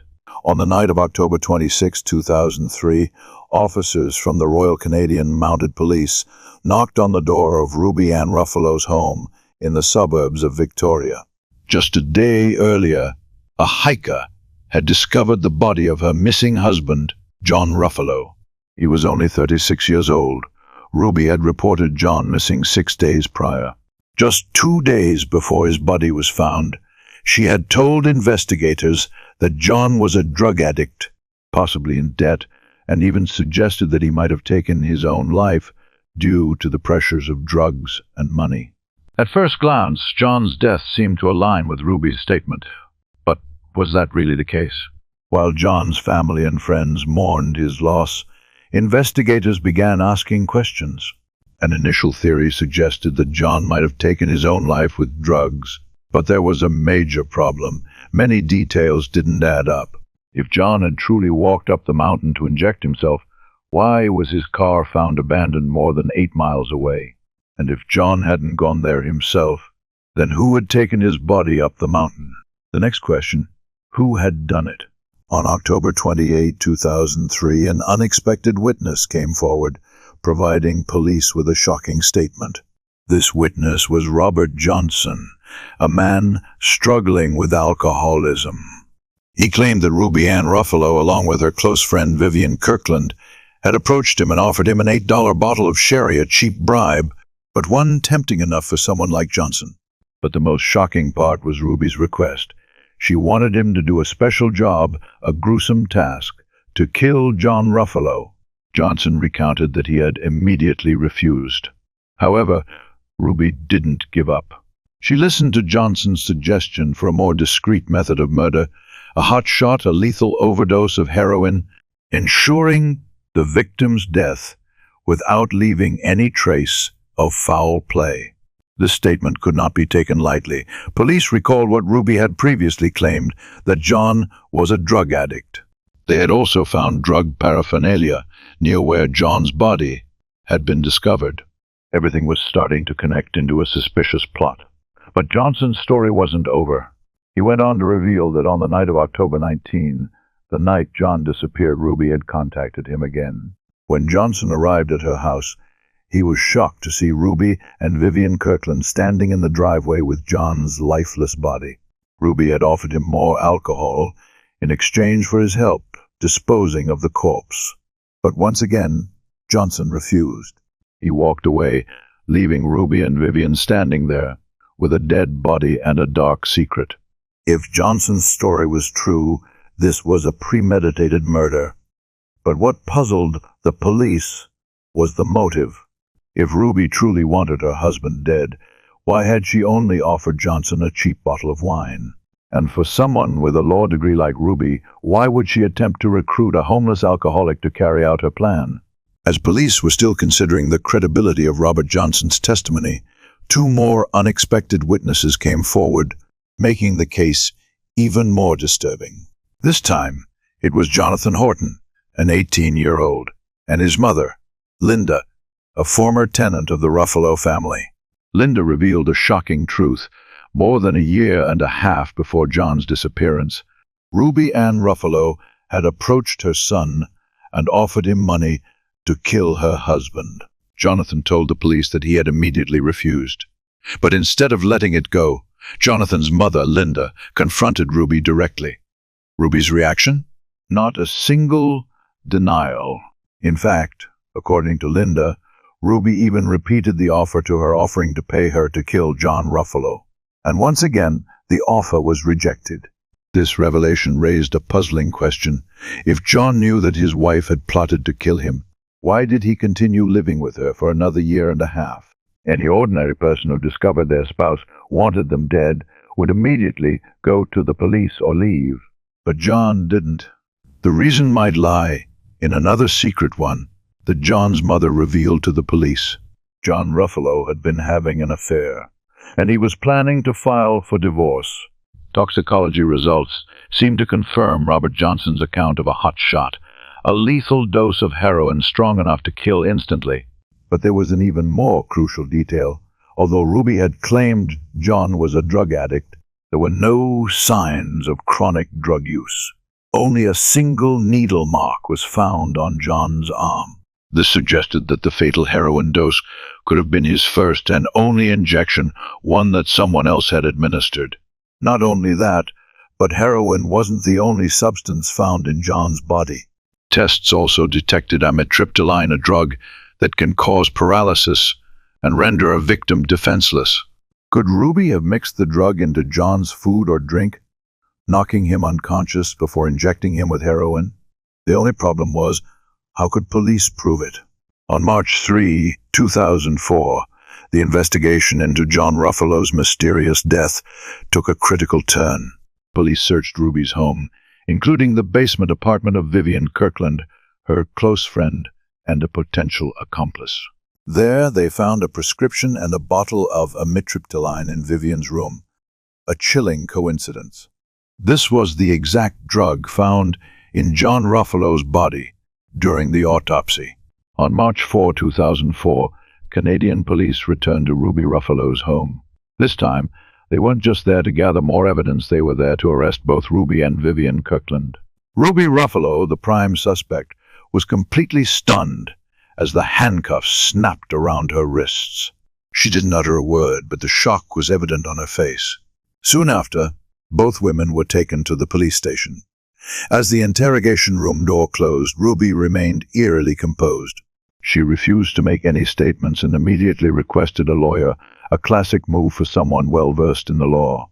But Vivian Kirkland was different. Held in the interrogation room next door, Ruby's closest friend became the center of the investigation. Detectives were determined to uncover her true role in John Ruffalo's death. At first, Vivian tried to deny any involvement, but how long could she stay silent when the evidence against her kept piling up? On March 3, 2009, nearly 6 years after John Ruffalo's body was found in the woods outside Victoria, British Columbia, and almost 5 years after Ruby Ruffalo's arrest, she finally stood trial for her husband's murder. John's family had waited far too long for justice, and what angered them most was that Ruby had spent nearly 5 years out on bail, free as if nothing had happened. With a law degree from one of Canada's top universities, Ruby knew the legal system inside and out, and perhaps she had used that knowledge to delay the case, hoping it would fade into obscurity. But Judgment Day had come. That morning in court, the prosecutor opened the trial with a statement that sent shockwaves through the courtroom. Ruby Ruffalo had killed her husband because he was leaving her. But this was not just a crime of passion. John had planned to divorce her, and that meant dividing assets, a prospect Ruby could not accept. To her, everything they owned, from real estate investments to every dollar in their bank accounts, belonged to her, not to John. And when she realized she might lose it all, Ruby took action. But the prosecutor had more than just a theory. They had a crucial witness, someone who had once been Ruby's most loyal accomplice, Vivian Kirkland. After years of protecting Ruby, standing by her side like a shadow, Vivian finally broke under the weight of the investigation. She testified, exposing the entire murder plot that Ruby had orchestrated. With overwhelming evidence, on November 18, 2010, the judge delivered the final verdict. Ruby Ruffalo was guilty of first-degree murder. Her sentence, life in prison with no chance of parole for 25 years. After nearly 8 years of uncertainty, pain, and despair, John's family could finally breathe a sigh of relief. Justice had been served. The man they loved, a husband, a son, a brother, had not died in silence. Though nothing could ever replace their loss, at least they knew that the perpetrator had been rightfully punished. Amanda Kaur was once a single mother, struggling to make ends meet, until she met Ira, the man who gave her what seemed to be a perfect little family. But behind the facade of happiness, Amanda sensed the storm brewing within her husband. Ira seemed to be battling invisible demons, and he began to suspect that Amanda, too, was hiding secrets of her own.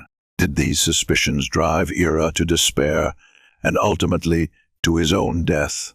Or was his tragic end not just an act of desperation, but one with a helping hand? New Underwood, South Dakota, November 28, 2010. A frantic 911 call came from 27-year-old Amanda Kaur. In the call, she tearfully stated that her husband, 26-year-old Ira Kaur, had shot himself in the head. When deputies and emergency medical personnel arrived at the scene, They found Amanda waiting outside, looking dazed. She led them down to the basement, where Ira lay motionless. Inside, police discovered Ira lying on a futon, surrounded by a large pool of blood. A gunshot wound to the head had taken his life. Amanda insisted that her husband had committed suicide. She claimed he was depressed, hopeless, and saw no reason to continue living. Everything seemed straightforward, a tragic suicide with nothing suspicious. But as investigators began to verify Amanda's statements, they soon realized that the truth was far from simple. Born in 1983, Amanda Kurowski spent most of her life in the Dakotas, though she grew up in Hillsborough.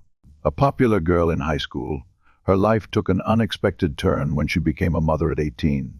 Her son was born in 2001, followed by a daughter in 2003. However, Amanda was a single mother, struggling to raise 2 children on her own. By 2005, at the age of 21, she was living in a tiny one-bedroom apartment, trying to support her family under difficult circumstances. But in February of that year, her life changed forever when she met Ira Kawa, an Air Force pilot, at a bar in Grand Forks. Ira had grown up in a trailer park, a quiet and sensitive young man. On February 2005, he turned 21 and decided to celebrate this milestone at a bar where fate led him straight to Amanda. Just months into their relationship, Ira told his friends in the military that he and Amanda were married. No longer a single mother, Amanda now had a husband, but life remained challenging for their young family. She worked at a convenience store on the base while studying to become a hairstylist. Meanwhile, Ira's Air Force salary wasn't enough to cover their expenses, so he took on night shifts delivering pizzas to earn extra money. Despite the hardships, Ira never complained about supporting Amanda's children. In fact, he genuinely loved and cared for them as if they were his own. In 2007, Ira and his family moved to Ellsworth Air Force Base near Rapid City. Despite being busy with their new life, he continued his education and graduated with a bachelor's degree in 2009. His job at the Officer Candidate School opened up promising career prospects, marking a significant advancement in his professional life. Once settled in Ellsworth, the couple decided to buy a house and started planning for their future. After nearly 5 years together, the children were already calling Ira Dad. To make this bond official, Amanda and Ira filed for adoption. A stable career, 2 growing children, and the prospect of expanding their family, it all seemed like a great accomplishment for a couple still in their 20s. However, not everything was going smoothly. Some of Ira's friends noticed that pursuing a master's degree was putting immense pressure on him. The couple had little time for each other, and they tried to rekindle their bond by going out for drinks. But by the summer of 2010, Ira had almost stopped going out, while Amanda continued. She went to the bar 2 to 3 times a week, not because of alcohol addiction, but simply to relax and socialize. At the bar, Amanda often chatted with Kim Karp, the bar owner. In one conversation, she admitted that she didn't necessarily love Ira. She knew he would take care of her and the kids, and for her, that was enough. But over time, Amanda felt that Ira was becoming increasingly emotionally needy. According to her, he often cried, seeking comfort, and was becoming more emotionally dependent on her. Was this just a sign of a troubled marriage? Or was there something deeper and more unsettling happening in their family? Tension was mounting for Ira. He worked full-time, from 7:30 a.m. to 4:30 p.m. every day, while also carrying the responsibilities of being a husband and father of 2. The physical and emotional exhaustion was taking a toll on him. Amanda confided in Kim that Ira had fallen into deep depression. According to her, by September he had become so desperate that he went to the garage and attempted to hang himself. Was this a tragic warning of what was to come? Or was there something more sinister behind his despair? On November 28, 2010, a panic 911 call was made. Amanda Cower, her voice trembling, reported that she had just found her husband, Air Force pilot Ira Cower, dead in the basement. When police arrived at the scene, they found Amanda sobbing, leading them to where Ira's body lay on a futon mattress, covered with a blanket. A gunshot wound to the head had taken his life. Initially, all signs pointed to suicide. On Ira's bedside, officers found a note in which he mentioned the pressure of work weighing down on him. But one crucial detail made an officer question the situation. If Ira had shot himself, where was the gun? Amanda explained that after discovering her husband, she had picked up the gun and put it away for safety, not wanting the children to see it. She showed the police where she had placed it on top of the refrigerator, wrapped in a towel. The weapon was a Bersa, .45 caliber pistol. After confirming Ira's death, paramedics left the scene, while investigators from the sheriff's department arrived to conduct a thorough examination. And that was when they discovered something unusual. Ira hadn't been shot once but twice. Blood in Ira's hair had concealed a second gunshot wound. This immediately shattered the suicide theory that Amanda had described. No one could shoot themselves in the head twice. Ira's body was transported to the Rapid City morgue for an autopsy, while Amanda was taken to a public safety building for a formal interrogation. The investigation into Ira Cower's death had now taken a dramatic turn. It was no longer just a suicide, but a mystery filled with disturbing questions. During questioning, Amanda Cower insisted to investigators that her husband, Ira, had been struggling emotionally for a long time. She claimed he had previously attempted suicide multiple times, and this time he had succeeded. Amanda stated that she had actually heard the first gunshot. According to her, at around 7 a.m., she was lying in bed when she was startled by a loud noise coming from the basement. Worried, she went to the basement door and called down to Ira, asking what had happened. But according to her, Ira responded, "Nothing." Believing that he had simply dropped something or had gone back to sleep, Amanda continued her morning as usual. She took the children out for breakfast and went to the Ellsworth Air Force Base commissary for groceries. At approximately 12:30 p.m., when she returned home and was putting the groceries away, Amanda walked to the top of the basement stairs and called for Ira. This time he didn't respond. Sensing that something was wrong, she went downstairs and found her husband lying motionless in a pool of blood. Panicked, she pulled a blanket over him, picked up the gun, carried it upstairs, and called 911. Everything seemed logical until investigators asked one key question: where did Ira get the gun? Amanda explained that since Ira was in the Air Force, he wanted her to own a firearm for self-protection. After much persuasion, she finally agreed, and they purchased a gun registered in her name. But something didn't sit right with the investigators. What kind of man pressures his wife into buying a gun for protection, only to then use that very gun to kill himself? The following day, investigators received the medical examiner's autopsy report. It confirmed that the first shot had been to the side of Ira's head, while the second shot was in the center of his head. According to the medical examiner, the first gunshot was not immediately fatal, but it was severe enough to render Ira brain dead. The examiner was adamant Ira would not have been able to fire a second shot. Ira hadn't died by suicide. Someone had pulled the trigger again.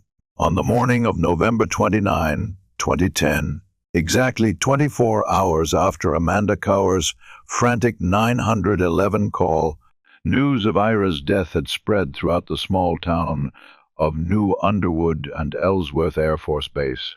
But not everyone believed that Ira had taken his own life. Investigators from the Pennington County Sheriff's Department shared the same doubts, not just because Ira had been shot twice, but because of a crucial finding in the autopsy report. Ira could not have fired the second shot himself. At this point, Amanda's suicide narrative had almost completely collapsed. Investigators traced the .45 caliber pistol that had ended Ira's life and discovered that it had been purchased at a pawn shop. When questioned, Amanda claimed she had bought the gun at Ira's request. She said that her husband and their 2 children had waited outside in the car while she went inside to make the purchase. However, security camera footage from the parking lot revealed a different truth. Amanda had gone to the pawn shop alone, without Ira or the children. It didn't stop there. The shopkeeper also vividly remembered Amanda. He recalled that he had initially tried to sell her a .22 caliber pistol, but Amanda had immediately rejected it. Her words at the time were unforgettable. "I need a gun that can take down an average-sized man." As investigators left the pawnshop, they were nearly certain Amanda Cower was not the grieving widow of a suicide victim. She was a murderer. But the biggest question remained. Why did Amanda want Ira dead? That same day, the case took a shocking turn when Ira's close friend, James Mills, called the sheriff's department with a startling lead. According to Mills, Ira had long harbored suspicions he believed his wife, Amanda, was having an affair.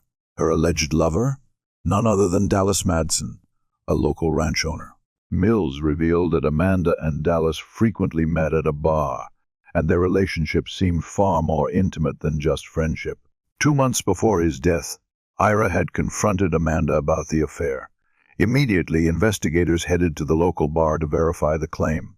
The bar owner confirmed that Ira hadn't just confronted his wife, he had also directly questioned Dallas about his relationship with Amanda. But how had Dallas reacted? Was he just an unfaithful lover, or did he play a bigger role in Ira's death? And most importantly, if Ira had discovered Amanda's infidelity, was that the reason she wanted him gone? 2 days after the shooting, on November 30, the police decided to bring in Dallas Madsen for questioning. At first, Dallas denied all accusations, insisting that he was just a friend of Amanda. But when pressed, he was forced to admit the truth. He and Amanda were romantically involved. However, Dallas firmly maintained that he had nothing to do with Ira's death and had no knowledge of what happened that night. The police set Dallas aside and turned their attention back to Amanda. Immediately after questioning Dallas, investigators confronted Amanda Cower. When they informed her that Dallas had cooperated with authorities, she began to panic. She became flustered, confused, and visibly anxious. Finally, she decided to confess. According to Amanda, Ira had fired the first shot himself. When she came downstairs, he was still alive. As she turned to call 911, Ira stopped her and begged her to end his suffering. The police were immediately skeptical. With his first gunshot wound, Ira wouldn't have been conscious enough to speak, let alone plead for Amanda to kill him. Investigators continued pressing her. When caught in a lie, Amanda quickly changed her story again. This time, she claimed that Ira was holding the gun when she entered the basement. She tried to wrestle it away from him, and during the struggle, the gun accidentally went off. But the police didn't believe her. Ira's wounds didn't match a struggle for the gun. Cornered, Amanda finally admitted the truth. She had murdered her husband. The police immediately arrested Amanda Cower, charging her with first-degree murder. On June 7, 2011, 28-year-old Amanda Cower walked into a South Dakota courtroom to face charges for killing her husband. Since the beginning of the investigation, Amanda had changed her story multiple times.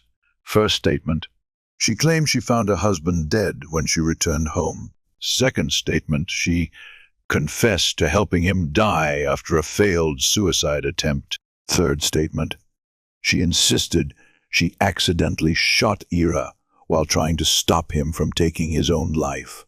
Final story: she described a struggle for the gun, saying that Ira was gravely wounded after the first shot and begged her to end his suffering. She reluctantly fired the second shot, but the police didn't believe any of her stories. Ira's injuries proved he couldn't have pleaded for anything after the first shot. Then came the most damning evidence. Amanda's internet search history revealed a chilling truth.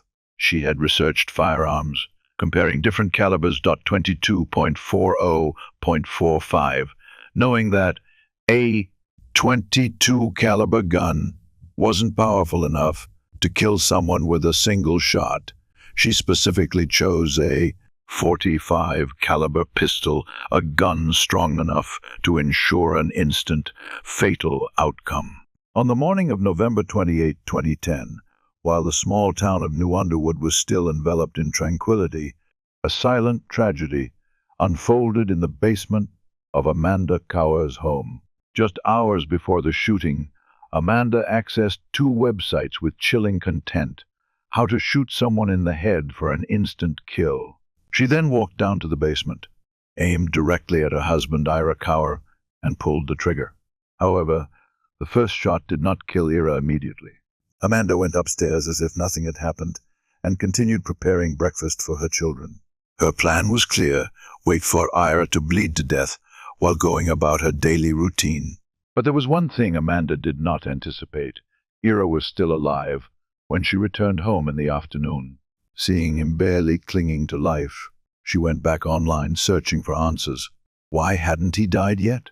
At that moment, Amanda realized the first shot hadn't been fatal enough. Coldly, she walked down to the basement again and fired a second shot, ending Ira's life. To cover up her crime, she staged the scene as a suicide, even planting a mysterious suicide note next to his body. Prosecutors feared that Amanda's fabricated suicide scenario might sway the jury. To prevent this, they offered her a plea deal. If she admitted guilt, her charge would be reduced to first-degree manslaughter, carrying a maximum sentence of 65 years, instead of facing life imprisonment for first-degree murder. On June 7, 2011, Amanda entered the South Dakota courtroom. Before the judge, she pleaded guilty but still clung to her false narrative, insisting that the first shot was accidental during a struggle. She admitted to firing the second shot, but claimed it was to end her husband's suffering. Prosecutors were frustrated by this half-hearted confession. They approached the judge with an unusual request. If the judge agreed, they were prepared to take her to trial for first-degree murder. On September 19, 2011, the South Dakota courtroom was tenser than ever. After hours of intense arguments, both sides fought to present their strongest cases. But there was a major issue. There wasn't enough concrete evidence to convict Amanda Cower of first-degree murder, meaning it could not be definitively proven that she had premeditated her husband's killing. In the end, the judge issued the verdict. Amanda was sentenced to over 32 years in prison before becoming eligible for parole. While it wasn't the harshest possible sentence, Ira Cower's family and friends felt satisfied. Justice had been served, but was it enough? Jackie and her husband Ed seemed like a typical suburban couple. They had a wonderful life, A beautiful home and a perfect marriage. But then Ed was brutally murdered, 3 fatal blows to the head. She was completely devastated. The investigation quickly revealed the hidden secrets behind their seemingly perfect marriage, and it was those very secrets that would ultimately lead them back to the truth. On August 20, 2000, in Manatee County, Florida, at around 7 a.m., a woman looking for a place to pull over and change her baby's diaper spotted a convenience store. But as she turned into the empty parking lot, her relief quickly turned into horror. A man's body lay sprawled on the pavement, drenched in a pool of blood. The victim had been shot multiple times in the head, and his throat was slashed. The scene was incredibly gruesome. The woman immediately called 911, and within minutes, law enforcement from Manatee County arrived at the scene. A quick search was conducted, and the pickup truck parked near the body revealed the victim's identity: Edward Postma. His wallet was found inside the vehicle, and there were no signs of robbery. If the motive wasn't theft, then how did a 32-year-old mechanic from Bradenton end up murdered in this parking lot? All investigators knew at this point was that Ed had seemingly driven himself to the convenience store before being killed. With no other leads, they decided to reach out to Ed's loved ones, hoping for answers. The first person they contacted was the victim's wife, 30-year-old Jackie Postma. Jackie Lee Gordner was born in 1970 in suburban New York, but spent most of her childhood in Florida. She had a fairly ordinary upbringing. In the 5th grade, Jackie was an outgoing, talkative, humorous, and energetic girl, a typical child who loved running and riding bikes. However, one thing she didn't like was school. Eventually, she dropped out at just 16 years old. Jackie often worked at convenience stores. By the age of 18, she already had a child and an ex-husband. By 19, she had another baby from a failed relationship and decided to part ways with that man. Jackie kept her second child and tried to raise him alone, but being a single mother was far from easy. In 1990, Jackie met Ed Postma. Like Jackie, Ed wasn't originally from Florida, and that wasn't the only thing they had in common. However, unlike Jackie, Ed was focused on his work and pursued his lifelong passion, cars. He worked as a mechanic apprentice and seemed to have a special connection with automobiles. In fact, it was this passion that led Ed to meet Jackie. At the time, she was 20 years old and had just landed a job at a truck driving school. Ed was an outgoing, friendly guy who was well liked by everyone, especially women. Jackie quickly fell for him.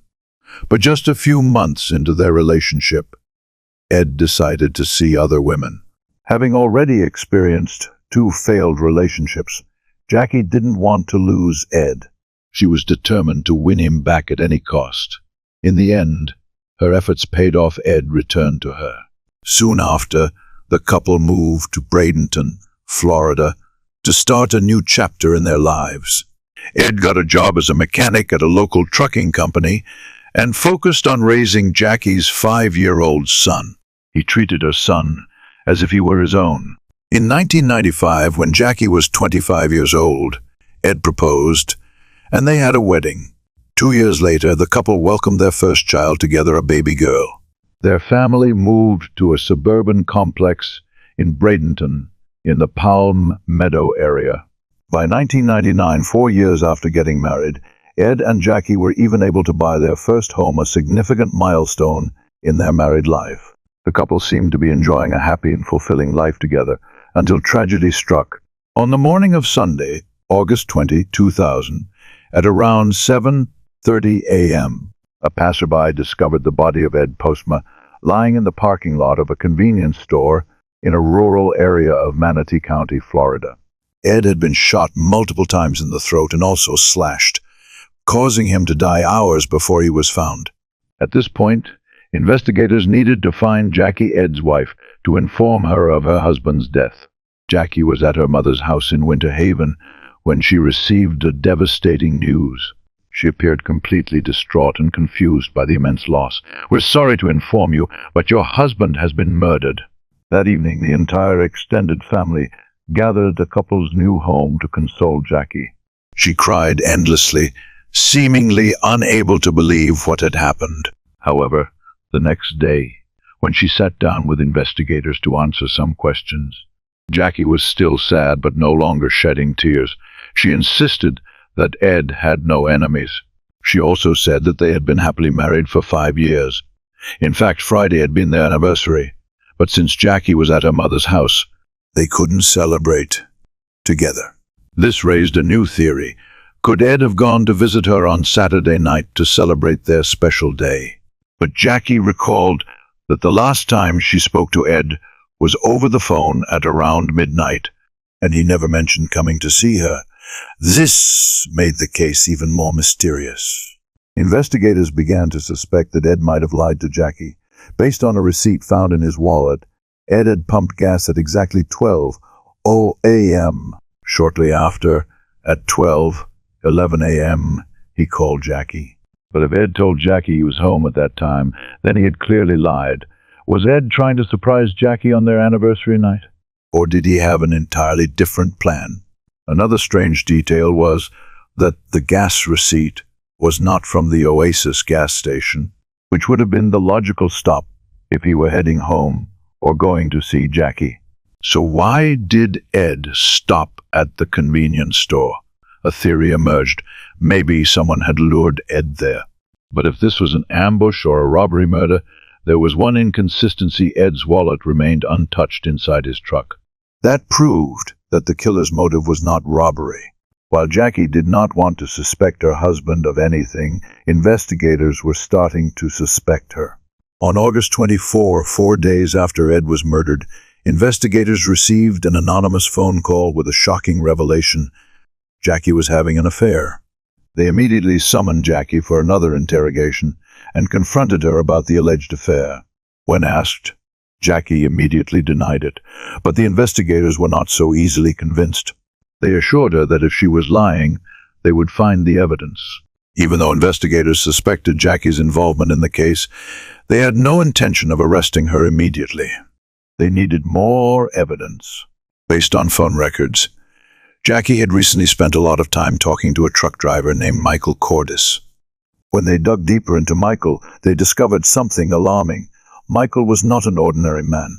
He was a convicted criminal. But how did Jackie come to know someone like that? After talking to Jackie's friends, investigators found out that she and Michael had met in June, just 2 months before Ed was murdered. Michael's mother was the one who introduced them, as she was a friend of Jackie's. It seemed that Jackie had fallen for this bad boy.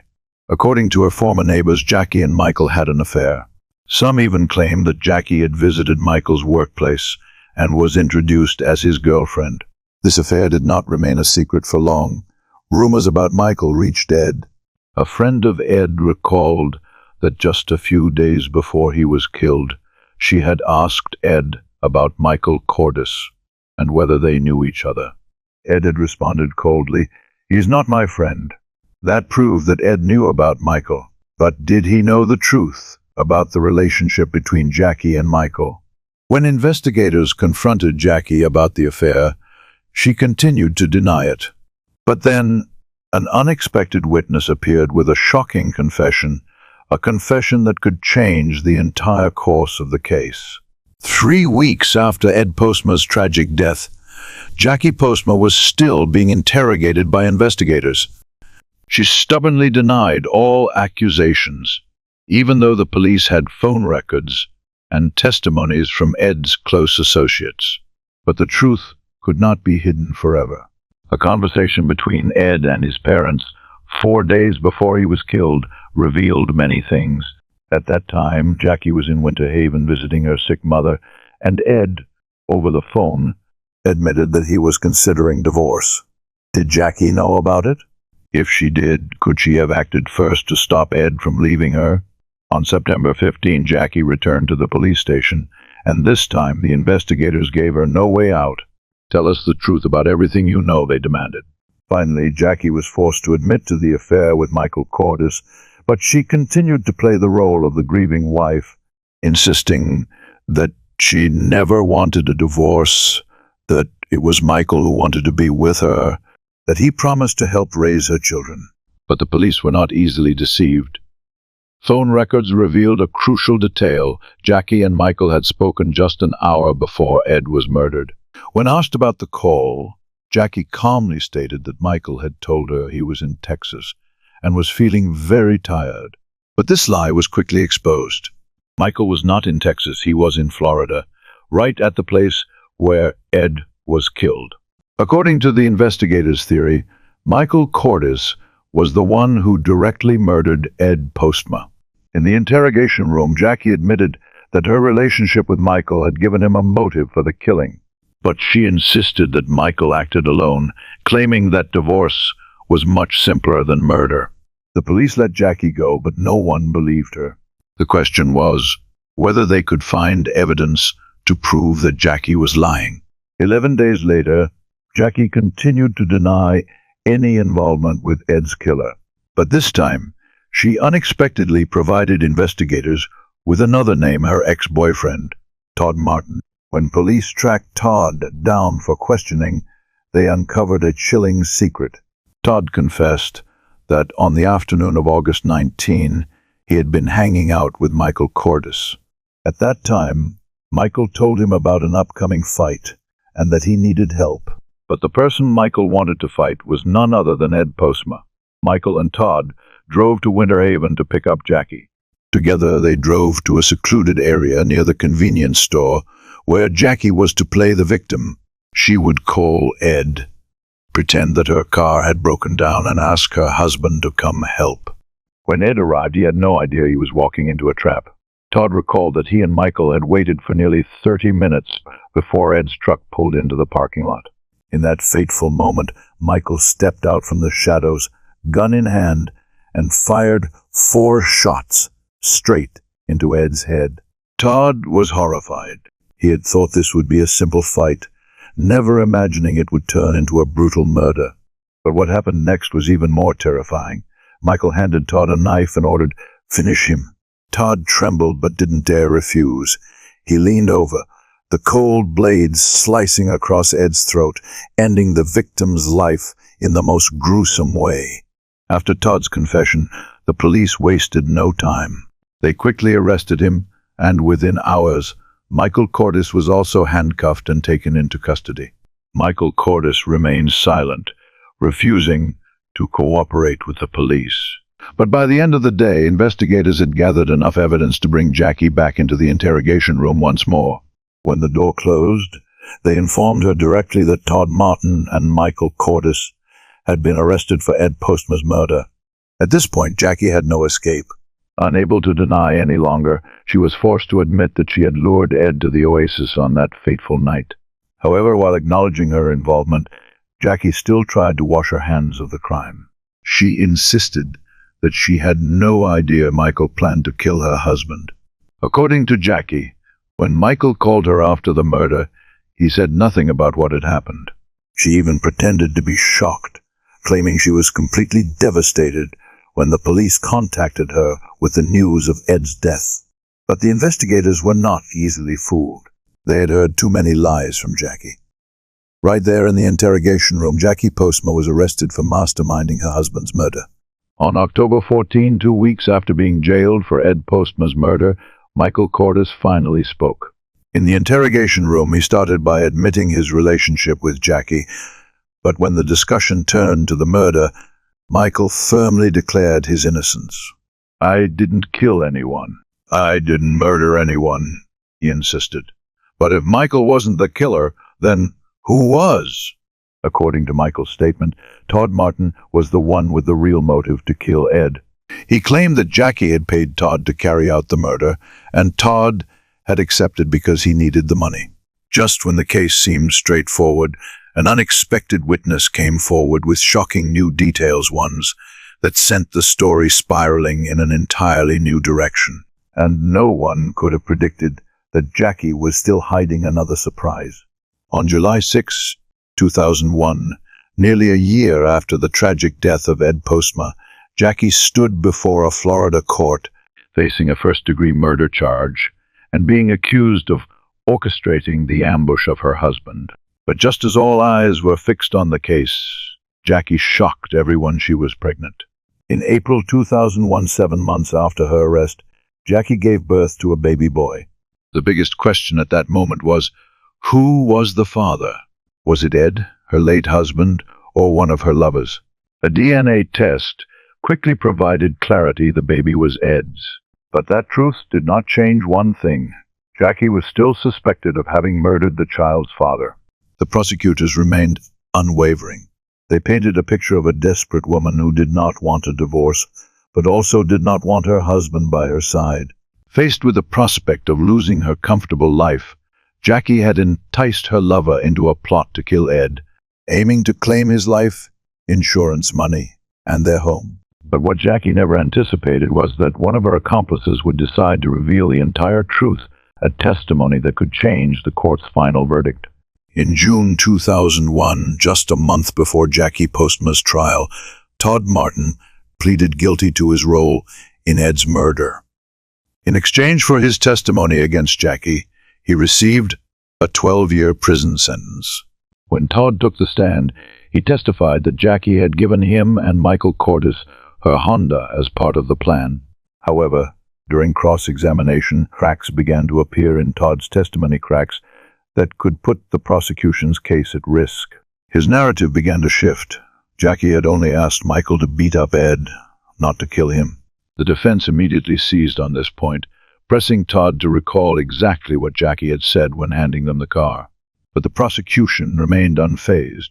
They introduced a new witness, Chrissy Rogers, a friend of Michael Cordes. Chrissy testified that, weeks before the murder, she and her boyfriend, Ed Turner, had met Jackie.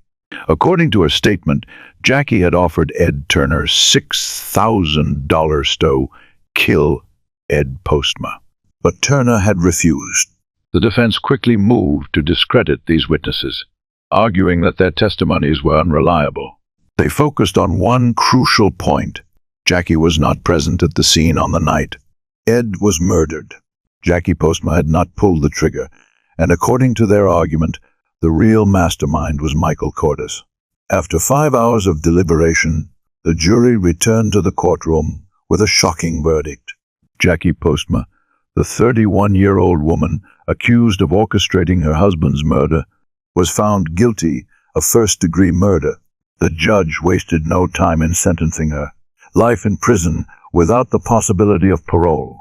The courtroom fell into silence at the harsh sentence, but the real shock was yet to come. When it was Michael Cordes' turn, the man everyone assumed would be held accountable, a separate jury declared him not guilty. Ed's family, the prosecutors, and even those following the case were stunned, unable to believe what they had just heard. Even so, they found some solace in the fact that Jackie, the person they believed was behind the entire plot, would never get the chance to walk free again. Justice might not have been perfect, but at least the one they saw as the biggest culprit had paid the ultimate price. New York City, morning of November 11, 2006. The clock struck 6:15 when Donna Cobb, 38 years old, called the emergency 911 hotline from her apartment in Harlem. Her voice was urgent, panicked. "My husband needs an ambulance," Donna told the dispatcher. As a nursing assistant at Harlem Hospital Center, Donna understood the severity of the situation. She gasped for breath, trying to explain. "I fought with my husband, Kevin Cobb, 39 years old. I hit him with something. I don't know if he's breathing. His heart is still beating, but I call him and he's not responding." The dispatcher asked, "What did you hit him with?" Donna hesitated for a moment before replying, "A small elephant, a ceramic elephant." What seemed like a harmless blow had left Kevin motionless on the floor, setting off an investigation filled with surprises and untold secrets. As the ambulance raced to the scene, Donna, relying on her medical training, did everything she could to help Kevin. She knelt beside him, desperately trying to maintain his breathing. When the EMTs finally arrived, they quickly took over CPR from Donna and immediately used a defibrillator. Flashing lights reflected off the walls as they lifted Kevin onto the stretcher, rushing him down the stairs to the ambulance. No one could be sure if he would survive. Amid the blaring sirens echoing through the cold morning air, the police turned to Donna for answers. But as they looked at her, they realized she wasn't much better off than her husband. Donna trembled, her gaze empty, as if she had just endured a never-ending nightmare. Donna Brown was born in 1968 in Georgia, but her heart always belonged to Harlem, where she considered her true home. As a teenager, Donna possessed striking beauty, drawing attention wherever she went. However, her life took an unexpected turn in her final year of high school when she discovered she was pregnant. After giving birth, Donna refused to let it hinder her future. Determined to succeed, she enrolled in the Advanced Vocational Academy. Shortly after graduating, she began working as a certified nursing assistant. Hardworking, dedicated, and always full of energy, Donna not only earned the respect of her colleagues but also became a beloved figure among patients. Yet, despite her success at work, her personal life was plagued with bad relationships. By 1992, at the age of 23, Donna was already a single mother of 4, bearing the full responsibility of raising them with pride. It was during this time, when she was solely focused on her family and career, that Kevin Cobb, a 24-year-old man, stepped into her life, determined to win her attention at all costs. Kevin Cobb, a young man from the Bronx, first met Donna in 1992 while standing on a street corner in Harlem. That day, Donna was rushing to pick up her daughter, but Kevin wasn't about to let the opportunity slip away. He tried to strike up a conversation, even though Donna, a busy mother of 4, clearly had no time to stop. However, Kevin's persistence was undeniable. He followed her for 10 blocks, chatting nonstop, and in the end, he won her over. Kevin gave his heart entirely to Donna, and his love made her more willing to embrace the relationship. A year later, in 1993, Kevin moved in with Donna. But from there, harsh reality began to set in. Kevin was unemployed, meaning Donna had to shoulder the financial burden for the entire family alone. In 1998, they welcomed a set of twins, the embodiment of their love. At this point, their small home became more cramped than ever with 6 children. Donna, with a modest salary as a nursing assistant, struggled to provide for the whole family. She hoped Kevin would help by spending time with the children or assisting with their schoolwork. But instead, he was often out all night and slept through the day. A creeping sense of unease began to settle in Donna, and she started to suspect Kevin was involved with drugs. Her fears were soon confirmed. One afternoon, Donna found undeniable evidence. When she confronted Kevin, he tried to justify himself, promising to quit and find a job to support the family. But these were empty words. His addiction worsened, and by 2001, Kevin was arrested and sentenced to 2 years in prison for drug use. At first, Donna felt relieved that Kevin was out of her life. But distance didn't cool their feelings for each other. From behind bars, Kevin kept in touch with her, and once again, Donna couldn't let go. By 2003, shortly after his release, they decided to get married, believing it would be a fresh start for both of them. Life seemed to be on the right track until tragedy struck. New York City, early morning of November 11, 2006. At 6:30 a.m. on a Saturday, ambulance sirens wailed through the streets of Harlem as NYPD officers and paramedics rushed to a small apartment. Inside, Donna Cobb was in a state of panic, kneeling over her unconscious husband, Kevin, who lay on the floor with a severe chest wound, blood pooling around him.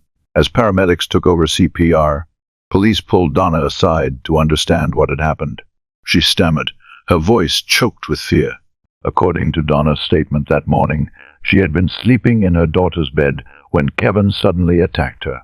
He jumped on me. I panicked and ran to the living room, but he chased me, pinned me down, stomped on me, and strangled me until I couldn't breathe.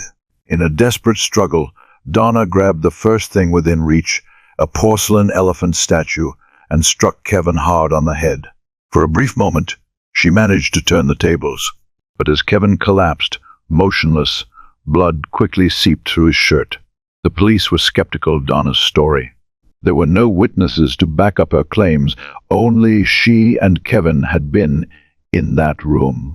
So far, all they had to go on was Donna's version of events. But why would Kevin try to kill her? How had a couple that reconciled after prison taken such a terrible turn? Donna told the police that in the early years, after Kevin was released from prison in 2003, he had genuinely changed. He spent time with the family, went to church, and tried to be a good husband and father. But that peace only lasted 2 years.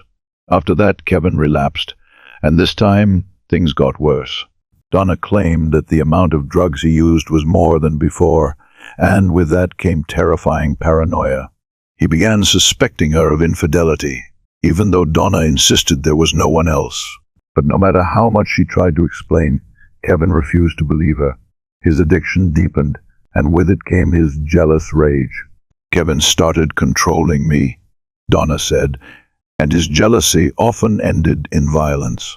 But if Kevin was truly abusing her, why didn't Donna leave? The police asked this question, and her answer left them in silence. "I stayed for the children," she said.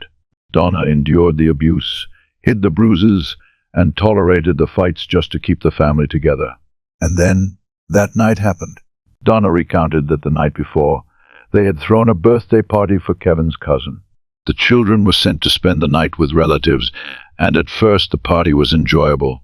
But soon after, a fight broke out between Kevin's cousin and his brother. When it was over, Kevin was the one who had lost. Angry and humiliated, he kicked everyone out and then left, seemingly to find drugs. Donna didn't know where he had been all night. She slept in her daughter's bed and only woke up when Kevin returned around 6 a.m. He had been drinking. Before she could react, Kevin's fury exploded. He jumped on me, hit me, and strangled me. When the police examined her face and neck, they found visible scratches and bruises, as if her story was true. But then, the investigation took a shocking turn when they searched the apartment. The discovery made them question everything. Why hadn't Donna mentioned stabbing Kevin? By late morning on November 11, 2006, Donna Cobb, 38, sat in the interrogation room of the police station. The officers informed her that Kevin had died. Despite everything she had just told them about the abuse she had suffered at the hands of her late husband, she was still in shock and disbelief at the news. But Kevin's death wasn't the only thing that left Donna horrified. The police were beginning to suspect her. While investigating Kevin's background, they confirmed that he had served time for drug offenses, but there was no record of him ever being violent. What was even more alarming was that when investigators searched the couple's apartment, they found signs that someone had attempted to clean up the crime scene. But the most shocking discovery was a small yet haunting object, a simple butter knife covered in blood. Donna had never mentioned stabbing Kevin. When confronted with the evidence, she denied trying to clean the scene. But the police knew one thing for certain: blood had been wiped away. Someone had tried to hide something. And then finally Donna admitted that she had stabbed Kevin. Now, with Kevin dead, all the police had was Donna's account of what really happened on that fateful morning. When Kevin returned home at around 6 a.m. that morning, the children were not home. He lost control. Kevin punched Donna and pulled her hair. After a struggle, she managed to break free from his grip, but she only made it as far as the living room. Kevin quickly caught up and tackled her to the ground. In a panic, Donna tried to turn over and grabbed a porcelain elephant figurine from the floor. She smashed it against Kevin's face, causing him to stumble for a brief moment, just enough time for her to escape again. But only seconds later, Kevin caught her once more in the bedroom. He beat her relentlessly, then tried to strangle her until she couldn't breathe. In a desperate moment, fighting for her life, Donna frantically searched for something, anything that could help her defend herself. Her hand landed on a knife. Without thinking, she plunged it into Kevin's chest. As she freed herself from his grip and saw the blood pouring out, Donna realized how badly Kevin was wounded. She immediately called 911 and tried to administer first aid. But when the paramedics arrived on the scene, along with the police, Donna lied. She didn't mention the knife. And it was this dishonesty that put the police in a difficult position. Was anything, Donna said, actually true? When someone is caught lying, all of their statements become questionable. In the end, after finishing their interrogation, the police calmly placed Donna in handcuffs. She was charged with second-degree murder, and for a mother of 6, this charge could mean an incredibly harsh sentence. In 2010, nearly 4 years had passed since Donna Cobb admitted to stabbing her husband Kevin. Yet, she still had not had her day in court. The New York District Attorney's Office did not seem in a hurry to prosecute the 42-year-old mother who was raising 6 children alone. On the other hand, the victim, Kevin, was a drug addict, a former convict, and had a history of doing truly terrible things. But that did not mean the prosecution was planning to drop the case. From the day she was arrested on a second-degree murder charge, Donna had lived in limbo for 4 years. And the biggest nightmare she faced was that if convicted, she could be sentenced to life in prison. On September 27, the trial of Donna Cobb officially began. Prosecutors argued that Donna was not a victim of domestic abuse as she claimed. They asserted that most of her allegations about Kevin abusing her were fabricated after the fact to cover up the truth about what she had done.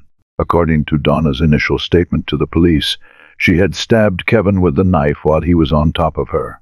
However, when the medical examiner was called to testify, he stated that the autopsy results told a completely different story.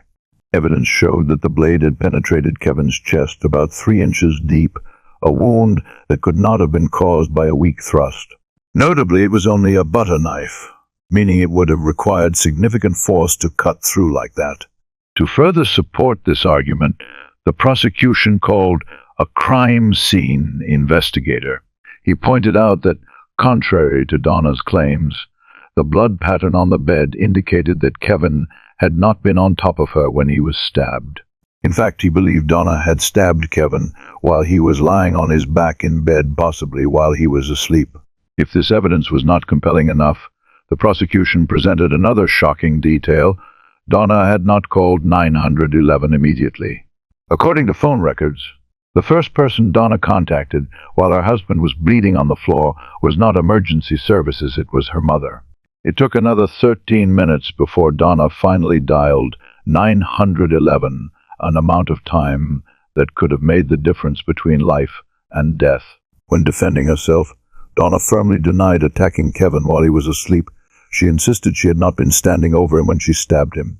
However, she also had to admit that she had called her mother before calling emergency services.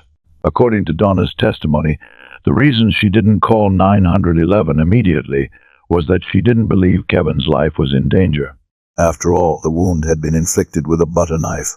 But when she saw that Kevin was still bleeding, she decided to get her phone to call for help. However, Donna testified that Kevin stopped her, urging her not to call. She also admitted to lying to the police out of fear. During the trial, some of Donna's 6 children testified that Kevin frequently beat her. However, the question remained, was that enough to prove that Donna had acted in self-defense? Prosecutors quickly reminded the jury that at the time Kevin was stabbed, no one else was in the apartment to witness what had actually happened. On October 12, 2010, after nearly 4 years of waiting, Donna Cobb sat in a Manhattan courtroom listening to the jury's decision. After just 2 hours of deliberation, the jury delivered their final verdict. Donna Cobb was not guilty on all charges. The court concluded that Donna had acted reasonably to protect herself from the threat of being killed. As the verdict was announced, Donna and her children broke down in tears of joy. Her friends and supporters were also overjoyed with the outcome. On the surface, she looked like an ordinary suburban wife, working to support children with mental health issues. But beneath that appearance lay a shocking story full of secrets. Fred Andros, a man with a shady past, was involved in all sorts of illicit activities. Things started to spiral when one of Fred's colleagues was shot dead right after a choir rehearsal. The gunshots echoed through the night, leaving the remaining members in shock. The subsequent investigation uncovered a series of explosive secrets, bribery, illicit affairs, and underground dealings. This was no random attack. The victim was clearly targeted. The entire town couldn't believe what was happening, and the name Dawn Silvernail quickly became the center of all gossip. She was not as ordinary as people had thought. The whole case played out like a dramatic opera in the heart of America, where the darkest secrets were finally brought to light. Pleasant Valley, New York, October 28, 1999. The choir rehearsal at the United Methodist Church had just ended, and 48-year-old Susan Fassett left as usual. She crossed the street, got into a car, but just seconds later, a series of gunshots tore through the quiet night. At first, the other choir members didn't pay much attention to the sound. But then, someone noticed Susan slumped over the steering wheel, blood spreading all over her body. They rushed to help, frantically calling for emergency services. But amid the panic, a few had caught a glimpse of the shooters disappearing into the darkness. This was no random attack. Susan Fassett had been targeted. And as the police began their investigation, they quickly realized that this case was only the tip of the iceberg. Behind Susan's death was a web of corruption, dangerously intertwined relationships, and dark sexual secrets no one had expected in such a quiet little town. Born in 1949, Dawn Mudge grew up along the Hudson River in Pleasant Valley, near the Catskill Mountains of New York. She was a true country girl, standing nearly 6 feet tall by the time she reached her teenage years. Her life seemed relatively uneventful. 2 years at a community college, marriage at 21, followed by a few years at home raising her son. However, Dawn was not just an ordinary housewife. She built her own career, working for a non-profit organization. Additionally, she was a passionate singer who frequently performed on the radio, delivering country western hits that had once topped the charts. On CB radio, she was known as Delta Dawn. In 1977, at the age of 28, Delta Dawn began chatting over the radio with a mysterious man who called himself Neptune. What seemed like a casual encounter turned out to be the beginning of an entirely new and unexpected chapter in her life. Fred Andros was only 5 feet 6 inches tall, nothing like a god, but the nickname Neptune still fit him perfectly. As the head of the water department, Fred held considerable power and did not hesitate to use it for personal gain. Rumors of bribery and corruption surrounding him were not uncommon.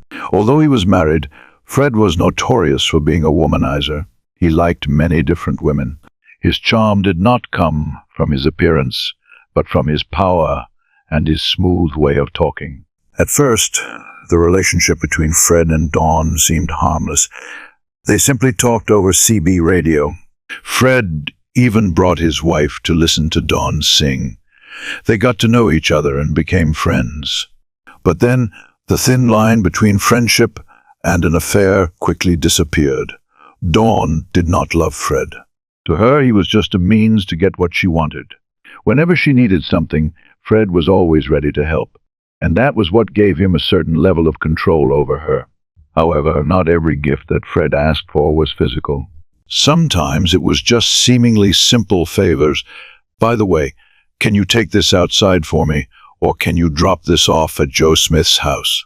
The envelopes Dawn delivered seemed harmless, but in reality, they contained cash money obtained from the bribery and extortion schemes that Fred ran.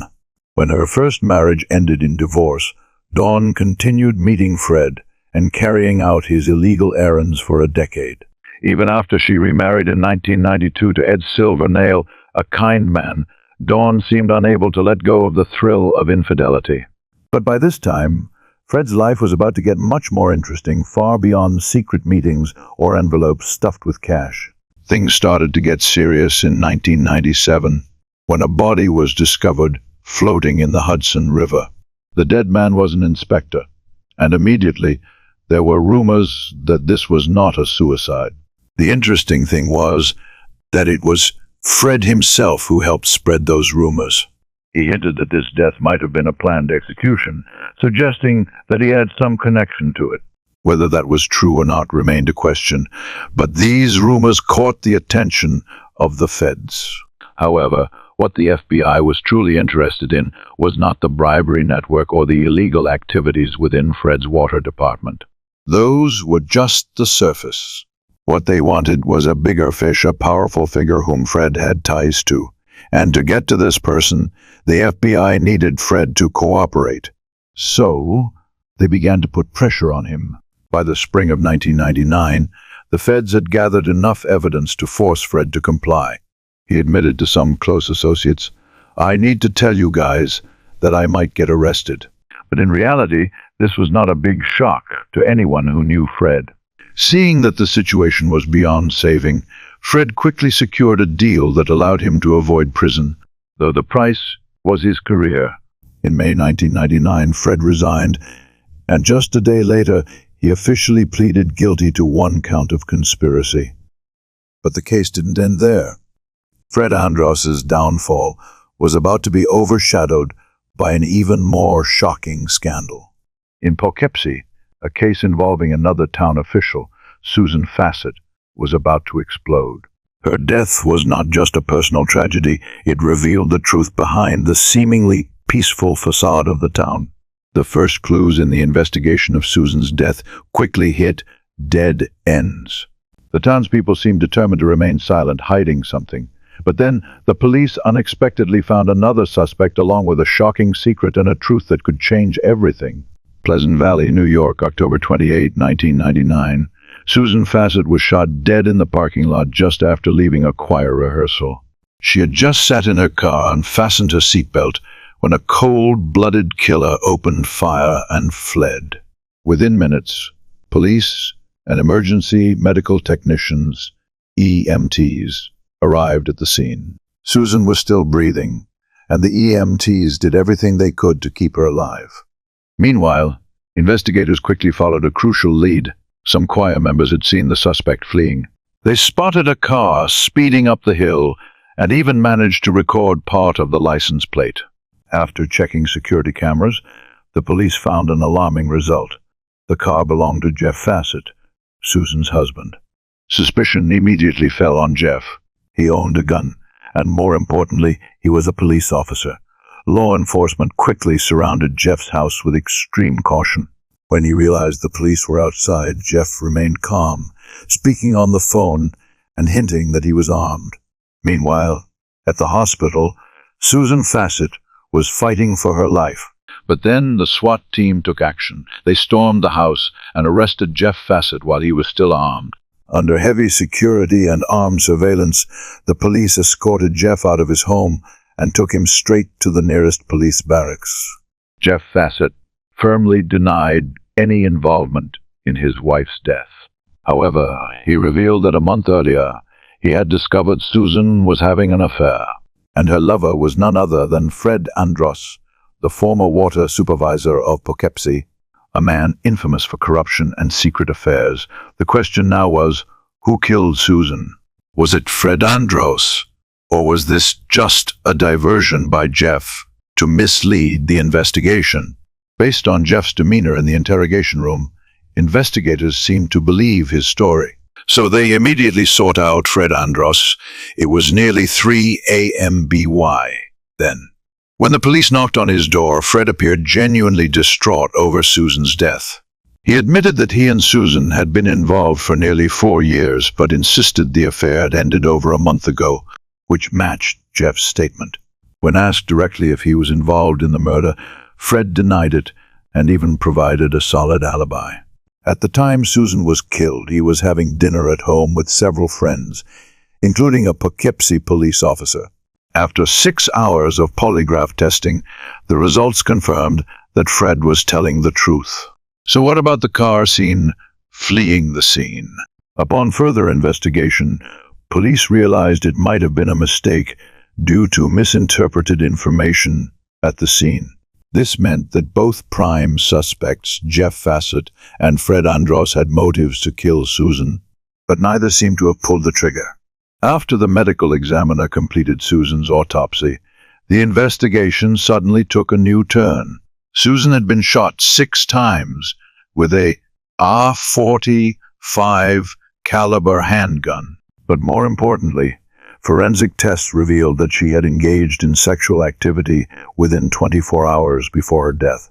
The question now was, who had she been with? Jeff, the husband she might have reconciled with? Or Fred Andros, the former lover? Clearly, the person who had been intimate with Susan right before she was murdered was not her husband. When questioned by police, Jeff Fassett stated that the last time they had been intimate was about 4 to 5 days prior. When detectives requested a DNA sample for testing, Jeff agreed without hesitation. But Fred Andros was different. When police asked for a DNA sample from Fred, he flatly refused, a suspicious move. Knowing that Fred would not cooperate willingly, the detectives decided to employ a more subtle tactic. They invited Fred to lunch, pretending to discuss the case further. Unsuspecting, Fred agreed.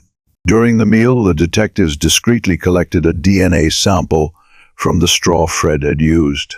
The test results quickly confirmed the truth. The DNA found on Susan's body matched Fred's. This meant that Fred had lied. But why? If the two were still involved, why would Fred kill Susan? Or was her death completely unrelated to their affair? With mounting evidence, Fred Andros was arrested. But the true motive behind the murder remained a mystery. Did Susan hold a dark secret that threatened Fred, something that could jeopardize the plea deal he had signed with the federal government? Or worse, was Susan more deeply involved in Fred's shady dealings than anyone had suspected? On December 21, investigators brought Fred into the interrogation room. As expected, federal agents immediately pressed him about corruption, specifically Susan's role in transporting money for Fred.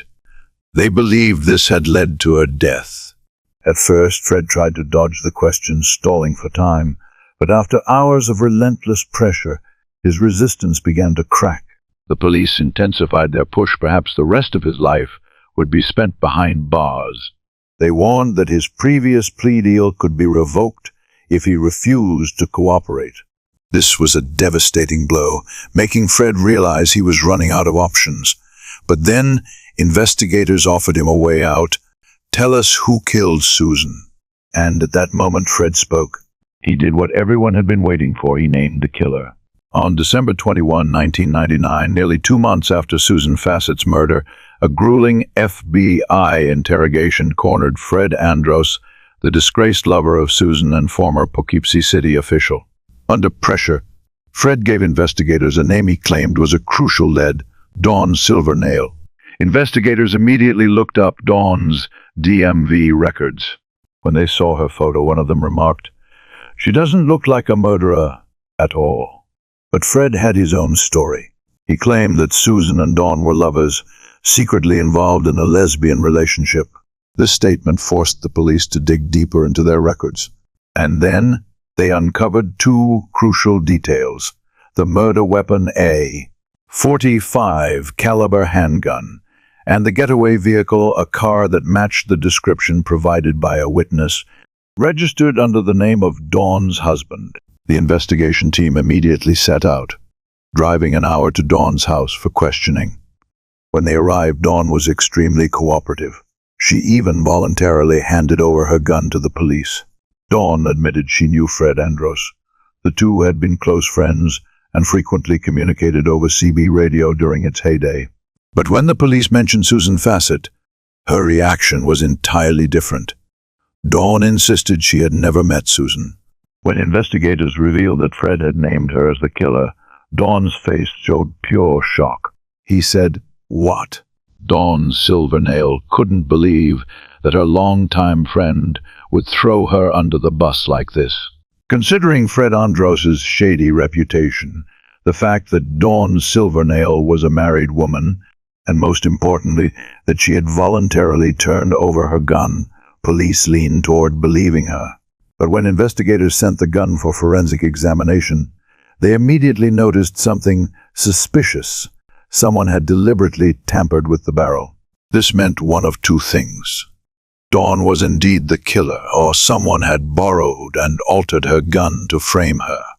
On December 28, when police summoned Dawn Silvernail for another interrogation and informed her that her gun's barrel had been tampered with, her demeanor immediately changed.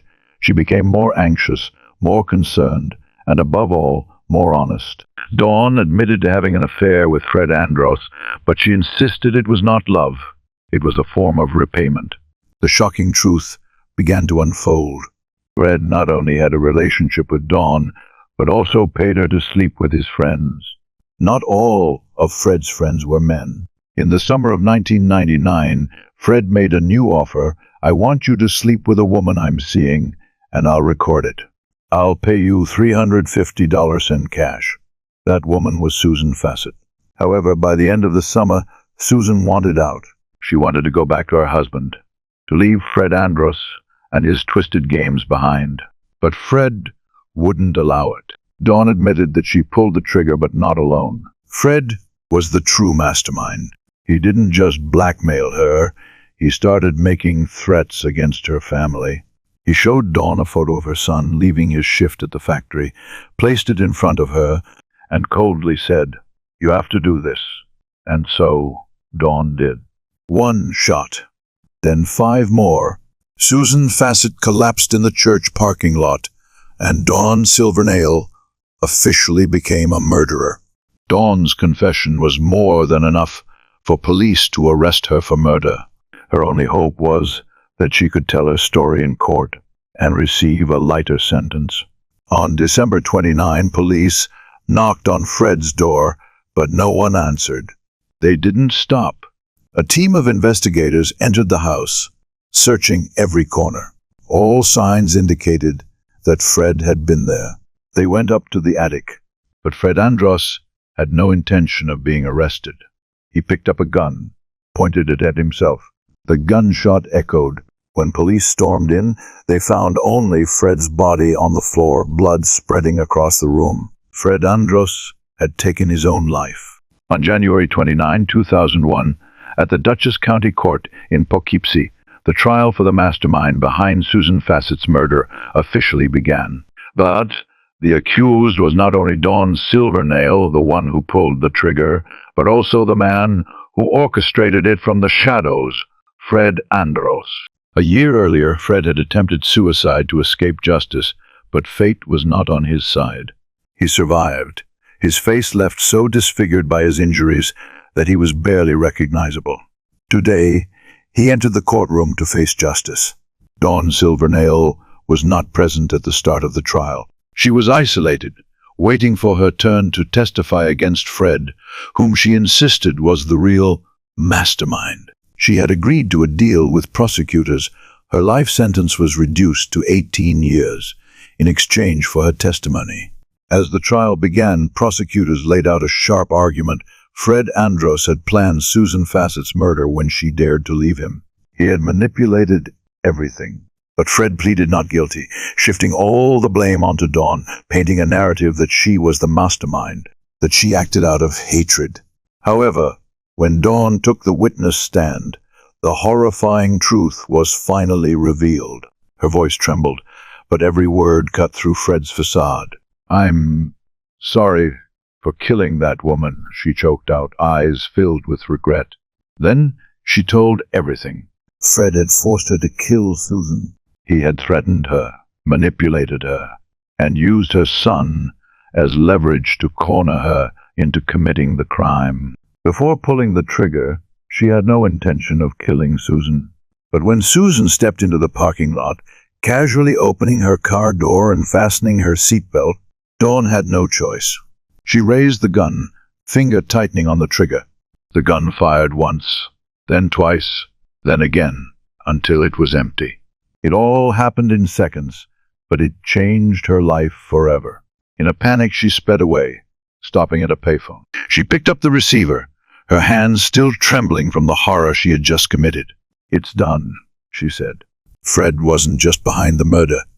He made sure the evidence disappeared. He drilled the gun barrel to prevent police from tracing the bullets, staged everything to pin the blame on Dawn. But his plan fell apart in that courtroom.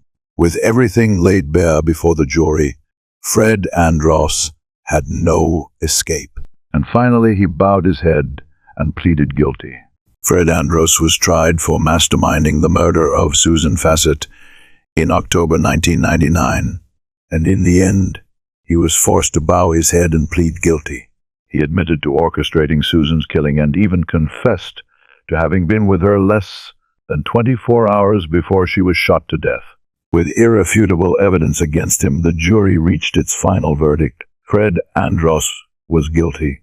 But his fate was not in the hands of the court. It was in the hands of Dawn Silvernail. The woman who pulled the trigger. The woman he had manipulated into becoming a murderer. It was Dawn's testimony that put Fred behind bars, bringing an end to the days when he could so easily hide his crimes. Fred was sentenced to 25 years in prison, but fate did not grant him much time.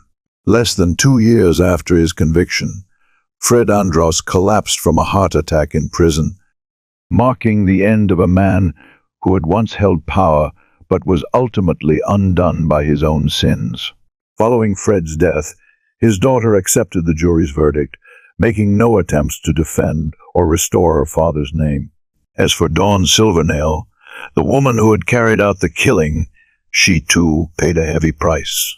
Though her sentence was reduced due to a deal with the prosecution, no punishment could weigh heavier than the memories she was forced to carry for the rest of her life. Every night, every time she closed her eyes, she was forced to relive the moment she pulled the trigger, the sight of Susan collapsing, the echo of gunshots ringing in her mind, never able to escape the crime she had committed.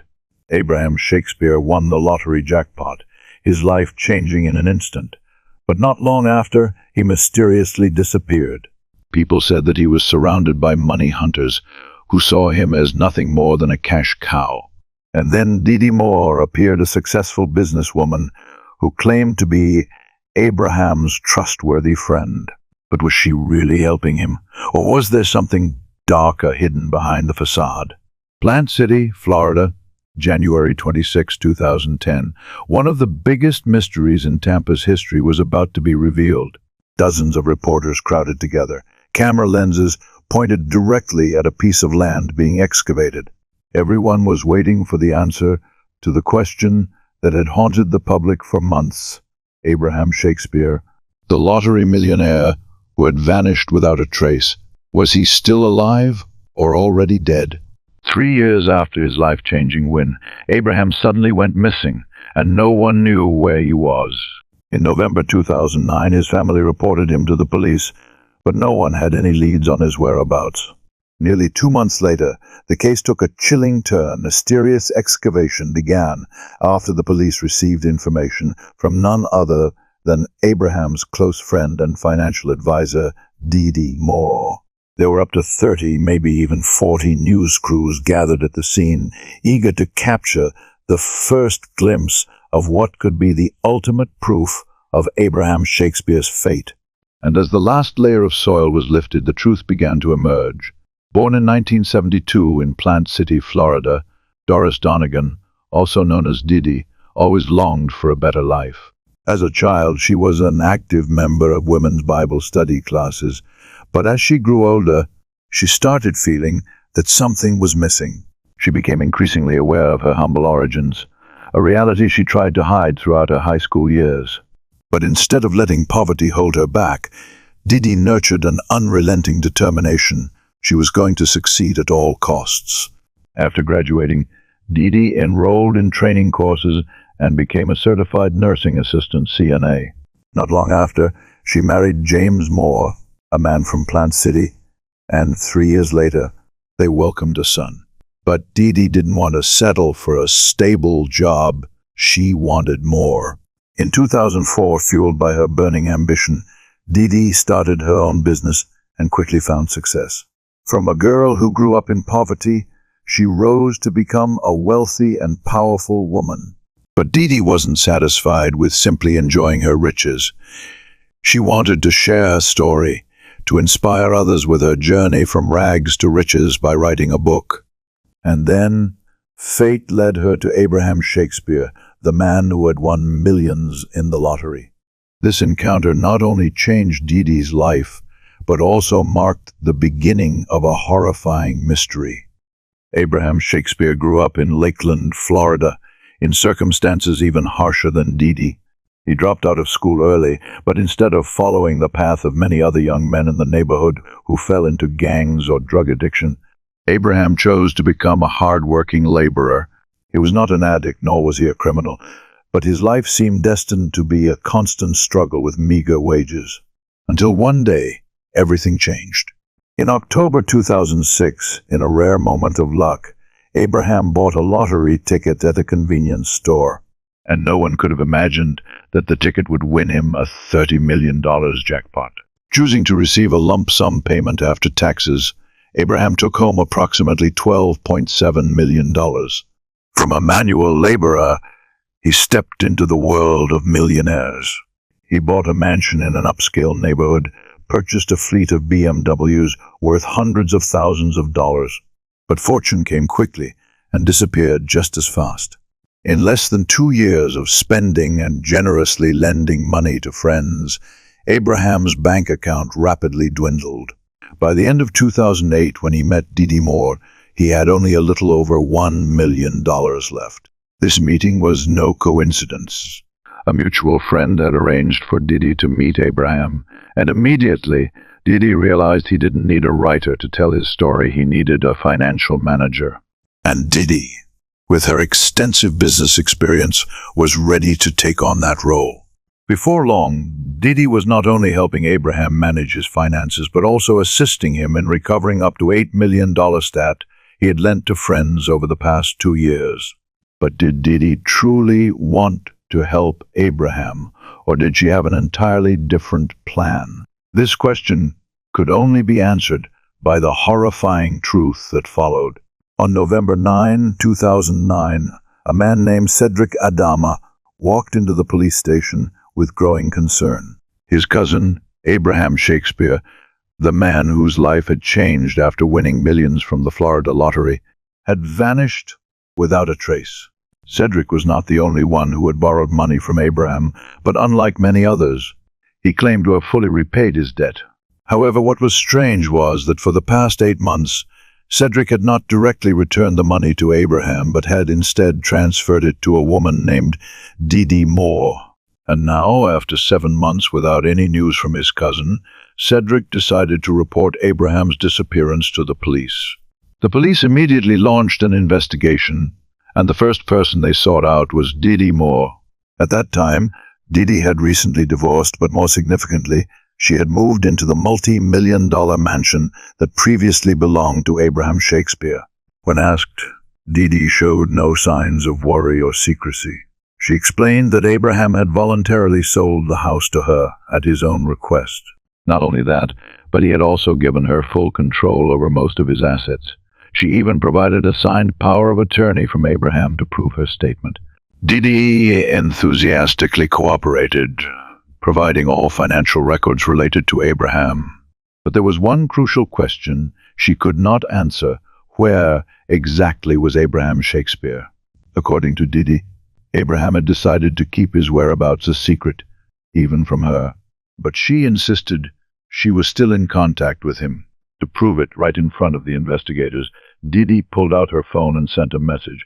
Abraham, everyone is looking for you. Please respond immediately. While waiting for a response from Abraham, the investigation team expanded their search. They began reaching out to his friends and family for clues. But what shocked the police was that no one had seen or heard from Abraham in months, not even his own mother, who hadn't seen her son for a long time. However, even though no one had actually made contact with Abraham, they heard countless rumors about him. Some people said he was in Jamaica. Others believed he was hiding in Orlando. But when the police traced the origins of these rumors, they discovered one common point. They all came from Didi Moore. The question arose, was Didi really helping Abraham hide for some reason, or was she concealing a more horrifying truth? In the following weeks, as investigators closely monitored Didi Moore, everything started shifting from strange to suspicious. The deeper the detectives investigated, the more they felt something was wrong. Initially, they thought this was just a missing person case, but over time, a more terrifying suspicion emerged. Was Abraham Shakespeare even still alive? A crucial discovery surfaced on April 6, the time Abraham was believed to have disappeared. Before that, his phone had been working normally, but after that day, everything abruptly changed. Abraham's phone wasn't completely silent, but investigators noticed something odd. Every time Abraham sent a message or contacted Didi, both phones connected to the same cell tower. This couldn't be a coincidence. It suggested that Didi Moore was likely in possession of Abraham's phone and was using it to mislead people. But even though they suspected her, there was still no direct evidence proving that Didi had killed him. So was Abraham really in hiding? Or had something terrible happened? 2 days before Christmas, after months without any sign of Abraham, the police decided to confront Didi once again this time. They wouldn't let her easily escape their tough questions. And this time, they were determined to make her tell the truth. On Christmas Eve 2009, after more than 8 months of disappearance, something unexpected happened. It seemed that someone other than Didi Moore had finally heard from Abraham Shakespeare. Abraham's mother received a mysterious phone call. The voice on the line claimed to be her son, but the call ended quickly. Even stranger? The call came from a private number, making it untraceable. Less than 24 hours later, investigators took action. They tracked the GPS signal from the phone call and traced it to a shopping mall in Lakeland. Without hesitation, they rushed to the scene. When they arrived, they spotted something familiar, Didi Moore's car parked in the lot. At that moment, Didi was meeting a man, handing him something before quickly leaving. Investigators immediately approached. Could this be the elusive Abraham Shakespeare they had been searching for? But as they got closer, they quickly realized a shocking truth. The man in the car was not Abraham. It was Greg Smith. When questioned, Greg revealed that Didi had just paid him $5,000 Stowe call Abraham's mother and pretend to be her son. But Greg had no knowledge of Abraham's actual whereabouts. He simply believed the millionaire was in hiding to avoid those searching for him. However, when investigators revealed the truth, that they suspected Abraham was dead and that Dee Dee Moore might be responsible, Greg made a decision that changed everything. He agreed to cooperate with the police. Mid-January, 2 weeks after Greg Smith agreed to cooperate, the Polk County Sheriff held a shocking press conference. He announced that the disappearance of Abraham Shakespeare was now considered a murder case, and the prime suspect was Dee Dee Moore.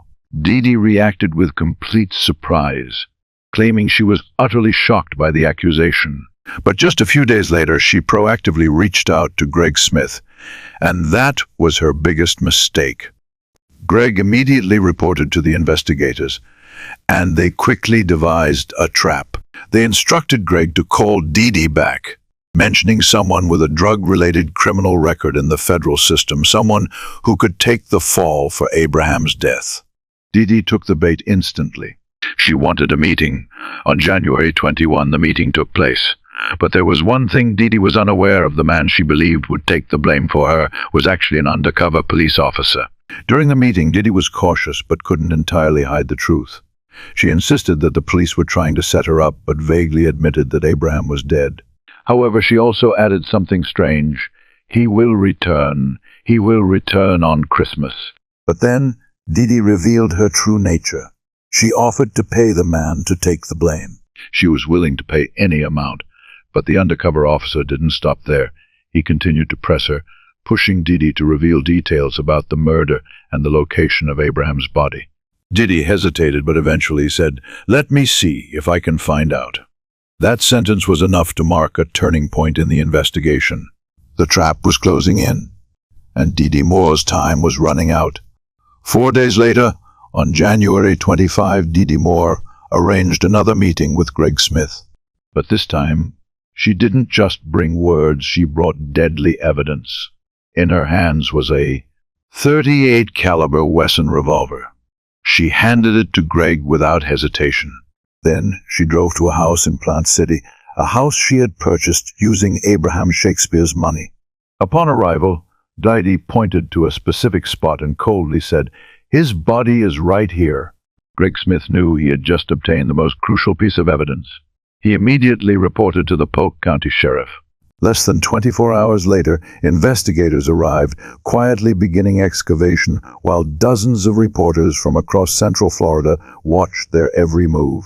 The search lasted nearly 48 hours. And then, on January 28, the horrifying truth was finally revealed. Abraham Shakespeare's body had been found.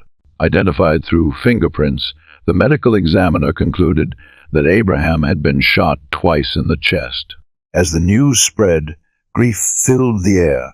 His family was present at the scene, their cries echoing through the crowd, "God will bring justice." But investigators didn't have to look far for the prime suspect. The moment Abraham's body was discovered, Dee Dee Moore did something no one expected. She called the police herself. "We need to talk." At the investigation office, Dee Dee gave a dramatic account. She claimed that the person who killed Abraham wasn't her, but a man named Ronald. According to Dee Dee, one night in April, Abraham walked into her office with Ronald and another drug dealer. They demanded money from a safe, but everything quickly spiraled out of control. Abraham argued with them. Then they shot him. Dee Dee continued, claiming that the killers took all the money from the safe, forced her to transfer more, and even pointed a gun at her face. "I was so scared," she emphasized, trying to convince investigators that she was just another victim. But this time, no one believed her anymore. Dee Dee's story might change, but the evidence did not. The interrogation ended, and shortly after, the Polk and Hillsborough County Police worked together to finalize the arrest warrant. Since Abraham Shakespeare's body was found, reporters had swarmed the crime scene. But they didn't stop there. They also camped outside Dee Dee Moore's house, waiting for any movement from the woman suspected of being a murderer. Then, on February 2, surrounded by cameras, Dee Dee finally emerged. No more avoiding, no more hiding, she faced the media. A defiant yet emotional Didi. Sometimes everyone has moments of feeling terrible. She choked. She cried, her voice trembling. But were those tears of remorse or just another performance? After her final words, Didi got into her car, preparing to leave as dozens of cameras captured every moment. But she didn't know that this ride wouldn't take her home. The moment she started her car, she was blocked. Police swarmed in. Right then and there, Didi Moore was officially arrested, charged with first-degree murder. Tampa, Florida, November 28, 2012. Under the glaring lights of the Hillsborough County courtroom, Didi Moore was led in. The once glamorous woman with golden blonde hair now looked more haggard than ever after nearly 3 years in custody. Today, she stood trial for the most ruthless crime, murder for money. Prosecutors wasted no time, opening with a sharp statement. Didi Moore took advantage of Abraham Shakespeare's kindness, easily manipulating him due to his lack of financial knowledge. And when she could no longer drain him of money, she chose the quickest and most ruthless way to take everything by killing him. To prove this, they called a financial expert who had meticulously analyzed every account belonging to Didi Moore and Abraham himself. Bank statements, checks, and transactions showed that by the spring of 2009, Didi had complete control over Abraham's remaining lottery winnings. She spent lavishly like a queen: Dom Perignon champagne, Rolex watches, diamond jewelry, a $90,000 Corvette, and luxurious vacations from Las Vegas to New York. But the key turning point in the case came on December 5, when a crucial witness, Abraham's former personal assistant, took the stand. She recounted that in late March 2009, Abraham had frantically come to her. He told her he had tried to withdraw money from the bank, but discovered that his account had been emptied. Completely devastated, Abraham realized that his financial advisor, the person he had trusted, was actually the one who had stolen all his remaining money. Determined not to stay silent, this witness called Didi directly, confronting her about the fact that Abraham had discovered the truth. Just a few days later, on April 6, 2009, Abraham Shakespeare vanished forever. Although there were no direct witnesses to the murder, prosecutors believed they had pieced together enough evidence to reconstruct the chilling truth of how Didi Moore murdered Abraham Shakespeare. They admitted that no one had seen the exact moment Didi pulled the trigger, but her own words had inadvertently provided a solid theory. Didi had told investigators that a mysterious drug cartel had shot Abraham right in her office and stolen all the money from the safe. But prosecutors asserted no such cartel existed. There was only Didi Moore and Abraham Shakespeare. According to the prosecution's theory, on that fateful day, Abraham had gone to Didi's office. As he walked in, she opened the safe, making it seem as if she was about to give him his money. But instead of pulling out a stack of cash, she took out a gun. 2 gunshots rang out. Abraham collapsed. Then Didi began erasing the evidence. A search of her office after her arrest revealed crucial evidence. A portion of the carpet had been cut out, and when analyzed, investigators found traces of blood soaked into the floor. DNA analysis confirmed it was Abraham Shakespeare's blood. The final and most damning piece of evidence, the .38 caliber revolver that Didi had given to Greg Smith, the police informant. When examined, the bullets recovered from Abraham's body were a perfect match for that gun. On December 10, 2012, the Florida jury delivered its final verdict in the trial of Didi Moore. The former nursing assistant and 40-year-old businesswoman was convicted of first-degree murder. After days of intense deliberation, they needed no more time to consider. The decision was clear. Didi Moore was found guilty of murdering Abraham Shakespeare. Her sentence: life in prison without the possibility of parole. From a woman who once lived lavishly off her victim's fortune, Didi Moore now faced the rest of her life behind bars, a place with no diamonds, no luxury cars, and no more lies to cover up her crime.